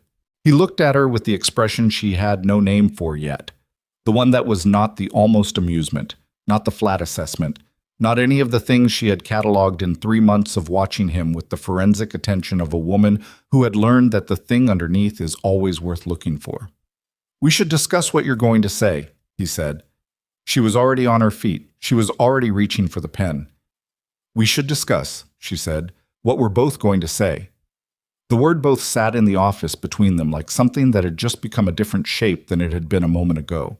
Not smaller, not larger, but more specific, more settled, more like a structure that knows what it is and has stopped negotiating about it. Outside, the commission officers waited at the gate. Tomorrow morning was already moving toward them with the inevitability of things that have been in motion for longer than anyone involved has understood. And by the time the sun went down on Blackthorn Manor and came back up again, everything that had been imprecise was going to require a name. Seraphine looked at Alaric. Alaric looked at Seraphine. The pen was in her hand. They worked through the night, not frantically. There was no frantic quality to either of them when the work was real, when what was required was precision rather than speed. They worked the way people work when the stakes are high enough that performance becomes wasteful, when every word on the page has to carry its exact weight and nothing more. The estate office held them through midnight, through 1, through 2. The fire maintained by Mrs. Denholm, who appeared at intervals with tea, and the discreet efficiency of a woman who understood that what was happening in that room was significant, and that the most useful thing she could do was keep it warm and leave it alone. Seraphine drafted. Alaric read. Where the language was imprecise, he marked it. Where the sequence was accurate, he said so. Where she had understated something that the commission needed to understand fully, he said that too, without softening it, without managing her toward a version that was more comfortable or more strategic, or more protective of anything other than the truth of what had actually happened. At 3 a.m, she looked up from the draft and said, "You need to be prepared for how this reads." He looked at her across the desk. "The sequence laid out this precisely. What we discuss, what decisions I make independently, the terms of the arrangement, the nature of how this household functions. It doesn't read like wardship." "No," he said, "it doesn't. It reads like partnership." He was quiet for a moment. The fire behind him had settled into its low, steady output. No longer building, simply sustaining, which was its own kind of strength. "That is because it is partnership," he said. "The word I used was imprecise because the available vocabulary for what this has been is—" He paused, and she recognized the pause as the one he used when he was refusing to reach for a word that was merely available rather than accurate, inadequate. She looked at him for a long time. In 3 months, she had learned to read his face with the specific attention that you bring to a landscape you are going to have to navigate in all weathers. Not the dramatic readings, not the peaks and valleys, but the subtle variations that tell you where the ground is reliable and where it only appears to be. What she saw now was not new exactly. It was something that had been present for some time in the quality of how he listened when she spoke, and how he was quiet when he disagreed, and how he had built, without announcement, without declaration, a structure around her that was not confinement, but the opposite of confinement. A structure that created the conditions for her to be exactly what she was, without requiring her to be less. She understood that she had been building something too, that what she had been building had the same dimensions as what he had been building, and that the reason the word imprecise had been the best available word was that what they had constructed together did not fit the existing categories, and that this was not a problem to be solved, but simply the accurate description of a new thing. "Write it as it is," she said. "Yes." She picked up the pen. The commission hearing convened at 9 o'clock on a Friday morning in April. The hall was smaller than the imperial gathering, a working room rather than a ceremonial one, with the commission seated at a single long table and the gallery arranged for observers rather than spectacle. Lord Croft was present. Hargrove's solicitor was present, a man named Ashby, who had the face of someone who had won enough cases to have stopped being generous about the ones he expected to lose. Several members of the Land Authority were present. 2 journalists whose presence at commission proceedings was permitted under the imperial transparency statutes were present, which Seraphine noted and did not find incidental. Hargrove himself was not present. His cooperation agreement confined him to a specific location pending the review outcome, which was the Commission's way of ensuring that the man who had set the largest number of moving pieces in motion could not interfere with the stopping of them. Seraphine and Alaric were seated at the respondents' table, not side by side in the way of people presenting a unified position for strategic reasons, but side by side in the way of people who are simply both present in the same room for honest reasons, which is a different quality of adjacency and one that the Commission chair, who had been reading rooms for 30 years, appeared to register. Ashby opened. He was good. She gave him that. He constructed his argument about the Blackthorn estate's interested position in the adjacent properties with the precise, layered efficiency of someone who has found the genuine seam in an argument and is mining it correctly. He was not inventing the conflict of interest. It existed. Alaric had financial interest in the adjacent parcels. The documentation Alaric had submitted did benefit the Blackthorn estate's position. These were true things, and Ashby presented them as true things, and the Commission listened with the attention of people who are tracking the logic and finding it sound. Then Ashby argued that Seraphine's testimony had been coordinated by the Blackthorn legal office and should therefore be evaluated in that context. And this argument was also constructed well, but it rested on an assumption about the nature of her relationship to Alaric's household that the document in front of her was specifically designed to address. The Commission chair looked at her when Ashby finished. "Ms. Vale," he said, "you have a statement." She stood. She read the statement. Not quickly, not with the cadence of someone performing, with the flat, clear precision of someone reporting, because that was what it was. She described the sequence, the carriage at the East Gate, the proposition and its terms, the 3 months of estate work and the independence with which she had conducted it, the Fenwick situation and how she had arrived at it, and what she had found and what she had done with what she found. The 3 weeks between telling Alaric what documents she possessed and the night of the Imperial gathering, his statement that what she did with them was her decision entirely. The decision she had made and the basis on which she had made it. She described all of it in the specific, verifiable language of a person who has been keeping accurate records of their own life for long enough that the record is complete. When she finished, the room was quiet. Ashby looked at his papers with the expression of a man whose argument has just encountered something that his argument did not adequately account for, which is the most useful expression a person can produce in a legal proceeding because it is the one expression that cannot be performed successfully. The Commission chair looked at Alaric. "Your Grace, do you have anything to add to Ms. Vale's account?" Alaric stood. "One thing," he said.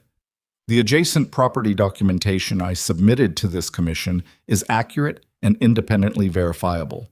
I submitted it because it is accurate, not because its accuracy benefits the Blackthorn estate, though I acknowledge that it does. I want the commission to understand that I did not construct the sequence of events described in Ms. Vale's statement. I responded to a situation that existed." He paused. "What Ms. Vale has become to this household, and what this household has become to her, developed from that response. It is not a strategy. It is simply what happened when someone was given the conditions to be fully what they are." He sat. The Commission chair wrote something. The hearing continued for 4 more hours. Croft's documentation was entered. The Hargrove cooperation testimony was read into the record. The Land Authority presented its independent valuation of the adjacent parcels, which confirmed the fraud without ambiguity. Ashby made 2 more arguments, both competent, neither sufficient. At 2 in the afternoon, the Commission chair called a recess for deliberation.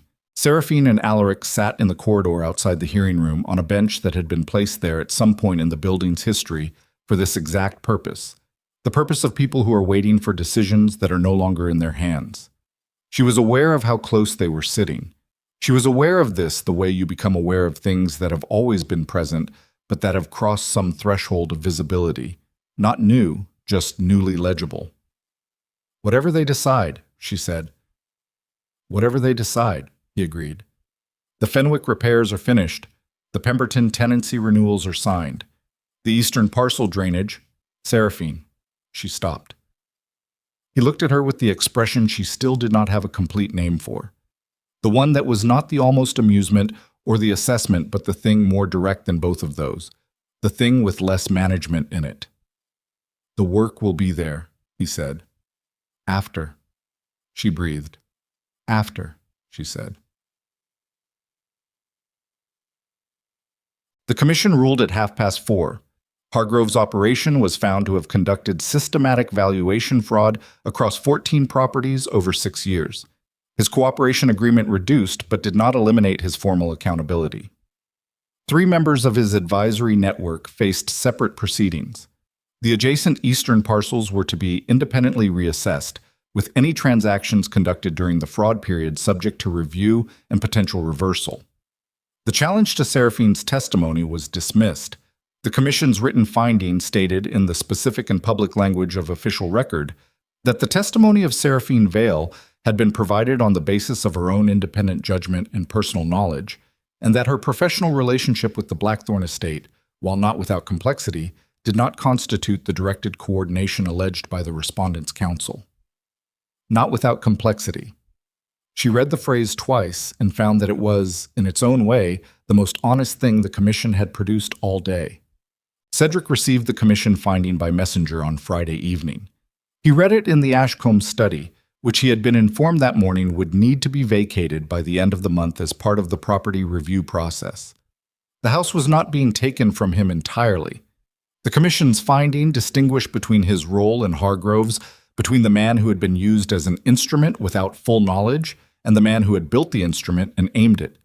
But what remained of the Ashcombe holdings after the review was going to be considerably smaller than what had existed before, and the city house was among the properties that had been leveraged beyond their legal standing.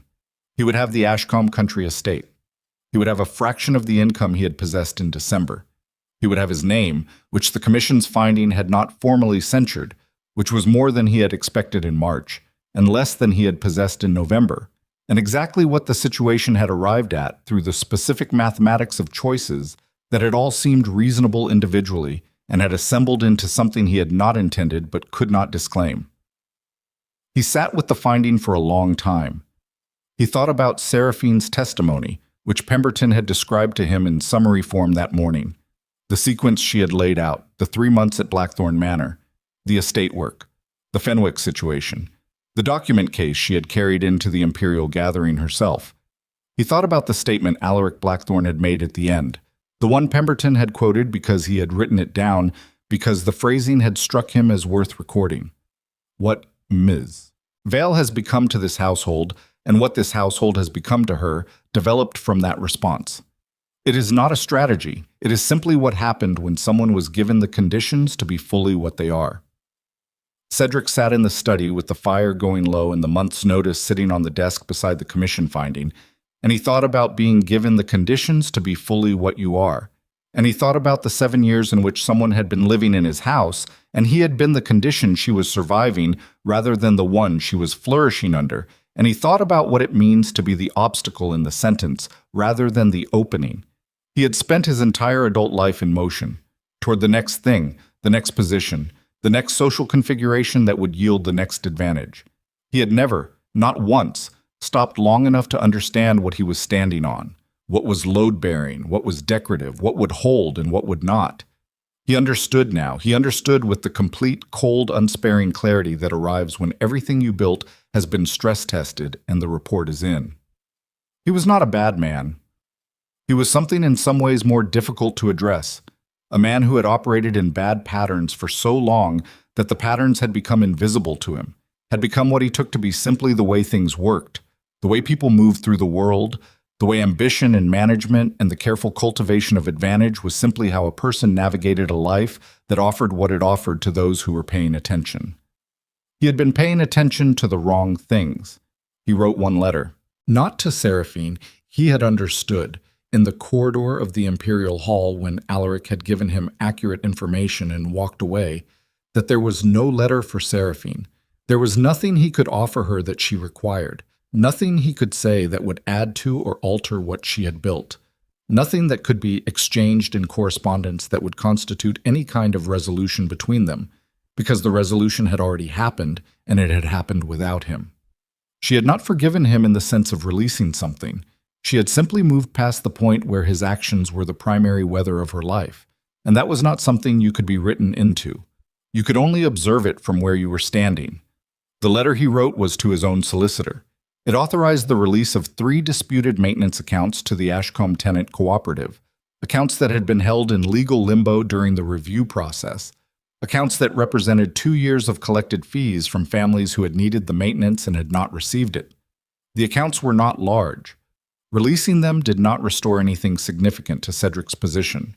It simply returned money to the people it had been collected from, which was the correct thing to do, and doing the correct thing when it cost you something was the only version of it that had any weight. He sealed the letter. He looked at the study around him, the desk, the fire, the walls that had been built by someone else and would be inhabited by someone else and had never, he understood now, been truly his in any sense that mattered. What was his was what he carried. What he carried right now was the beginning of an understanding that he had arrived at 20 years later than he should have, and that would cost him considerably more to act on than it would have cost him earlier. He was 40 years old. He was not the man he had been when the marriage was arranged. He was not the man he had been in December. He was something less comfortable and more honest than either of those, and the discomfort was not a problem to be managed. He was beginning to understand the specific discomfort of a person who is finally standing on real ground. He set the letter on the desk. He let the fire go out. On a Saturday in May, Seraphine stood in the east field of the Pemberton estate and watched the drainage work she had designed reach completion. It was not a dramatic sight. Drainage work is not dramatic in its completion. It is dramatic only in its consequences, in the difference between fields that hold water in the wrong places and fields that move it correctly. A difference that does not announce itself but simply appears, over seasons, as productivity where there was loss, as stability where there was failure. The men who had done the work were packing their tools with the unhurried efficiency of people who understood that competent work speaks through its results rather than its performance. Alaric was beside her. He had come to the Pemberton estate that morning without announcement, which she had stopped interpreting as unusual 3 weeks ago. He arrived where the work was, consistently, with the quality of a man who is not inspecting but simply present, which was a different thing. She had come to understand that his presence was not oversight, but attention. The same quality of attention he had directed at her from the beginning. The quality that saw rather than managed, that recorded accurately rather than selectively. The spring planting can proceed on schedule, she said. Yes. The eastern parcels will need attention in August. The soil assessment I had done last week shows... Seraphine. She looked at him. The May morning was mild. The specific quality of light that arrives in the later weeks of spring, when the green of everything is at its most saturated and the air has warmth without heat. The air of a season that has finally committed to being what it said it would be. He was looking at her with the expression she had named finally 2 weeks ago. Not to him, to herself, in the small notebook she kept on the writing desk in the East Suite. She had written it the way she wrote everything she needed to understand, carefully, with the specific vocabulary the thing required rather than the vocabulary that was merely available. She had written, "The way he looks at me when he has stopped deciding what to say and is simply present in the fact of me." She had not shown him the notebook. She did not need to. She understood, with the quiet confidence of a woman who has learned to trust her own forensic attention, that the fact she was describing was not one-directional, that the thing she had named in her notebook was the same thing as what he had called imprecise in December and had been allowing to be precisely itself ever since. "The soil assessment will keep," he said. "It will keep," she agreed. He reached out and took her hand, not dramatically, not with the elaborate gesture of a man performing tenderness. Simply took her hand the way you take hold of something you are not willing to leave in an uncertain position, with the quiet, matter-of-fact assurance of someone who has decided and is done negotiating with the decision. Her hand, in his, was entirely still. She was aware of the field around them, of the men with their tools, of the mild May light, of the drainage channels that were moving water correctly through the Pemberton earth for the first time in 4 years. She was aware of all of it with the specific layered awareness of a person who is fully in the present moment, not managing the moment, not preparing the next one, not surviving this one in order to reach a better one. Simply present in the particular, unrepeatable fact of a Saturday morning in May, standing in a field that had been broken and had been repaired, beside a man who had looked at her accurately from the beginning and had not required her to be less than what she was in order to be where she was. She had spent 7 years learning to take up the correct amount of space. She understood now that the correct amount of space was exactly as much as she actually occupied. No more performed away, no less managed down. The full dimension of herself, in a life that had room for it, beside a person who had helped build the room not by constructing walls around her, but by simply refusing to be the ceiling. She thought of the Harrington ballroom. She thought of the steps in the December cold. She thought of 3 paragraphs in a solicitor's address, of 47 families in the Fenwick estate, of a document case carried into a commission hall on her own authority, of a pen in her hand at midnight in the estate office, with the word both sitting between them like something that had just become specific. She thought of all of it the way you think of ground you have crossed, not with longing for it, not with the wish that it had been different, but with the clear-eyed comprehension of a person who understands that the path you walked is the reason you are standing where you are standing, and that where you are standing is solid, and that solid ground, genuinely solid, earned and tested and known, is not a small thing. It is the thing. It is the whole thing. "We should go back," she said. "The afternoon accounts will keep," he said. She looked at him. Something moved across her face. Not the performed composure, not the 7 years trained neutrality. Something more natural than that, more specific. The expression of a woman who has arrived somewhere she did not know she was traveling toward and has found it to be, against all the evidence that the journey provided, exactly sufficient. She did not smile with the smile of a woman in a story reaching her resolution. She smiled the way people smile when they are alone with something true. Small, private, completely genuine. The kind that arrives before the performance can catch up, and is therefore the only kind worth anything. "The afternoon accounts will keep," she said. They stood in the May field while the drainage work settled into the earth beneath them, moving water where water needed to go. Quiet and functional and entirely without drama, doing precisely what it was designed to do. Somewhere in the city, Cedric Ashcombe was learning to live in a smaller life with a more honest foundation.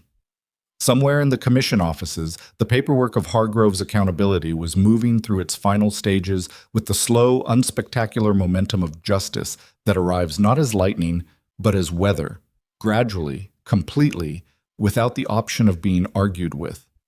And in a field in May, 2 people who had both survived the particular destruction that comes from being seen inaccurately for too long, stood with their hands joined in the mild light, looking at repaired ground, understanding, without needing to say it, that this, the work, the honesty, the refusal to be less than what they were, the willingness to stand in the accurate description of a thing even when the available vocabulary was insufficient, this was what the rest of their lives was going to be built from, not the title, not the estate, not the commission finding or the exposure of Hargrove or the collapse of a man who had mistaken her for furniture.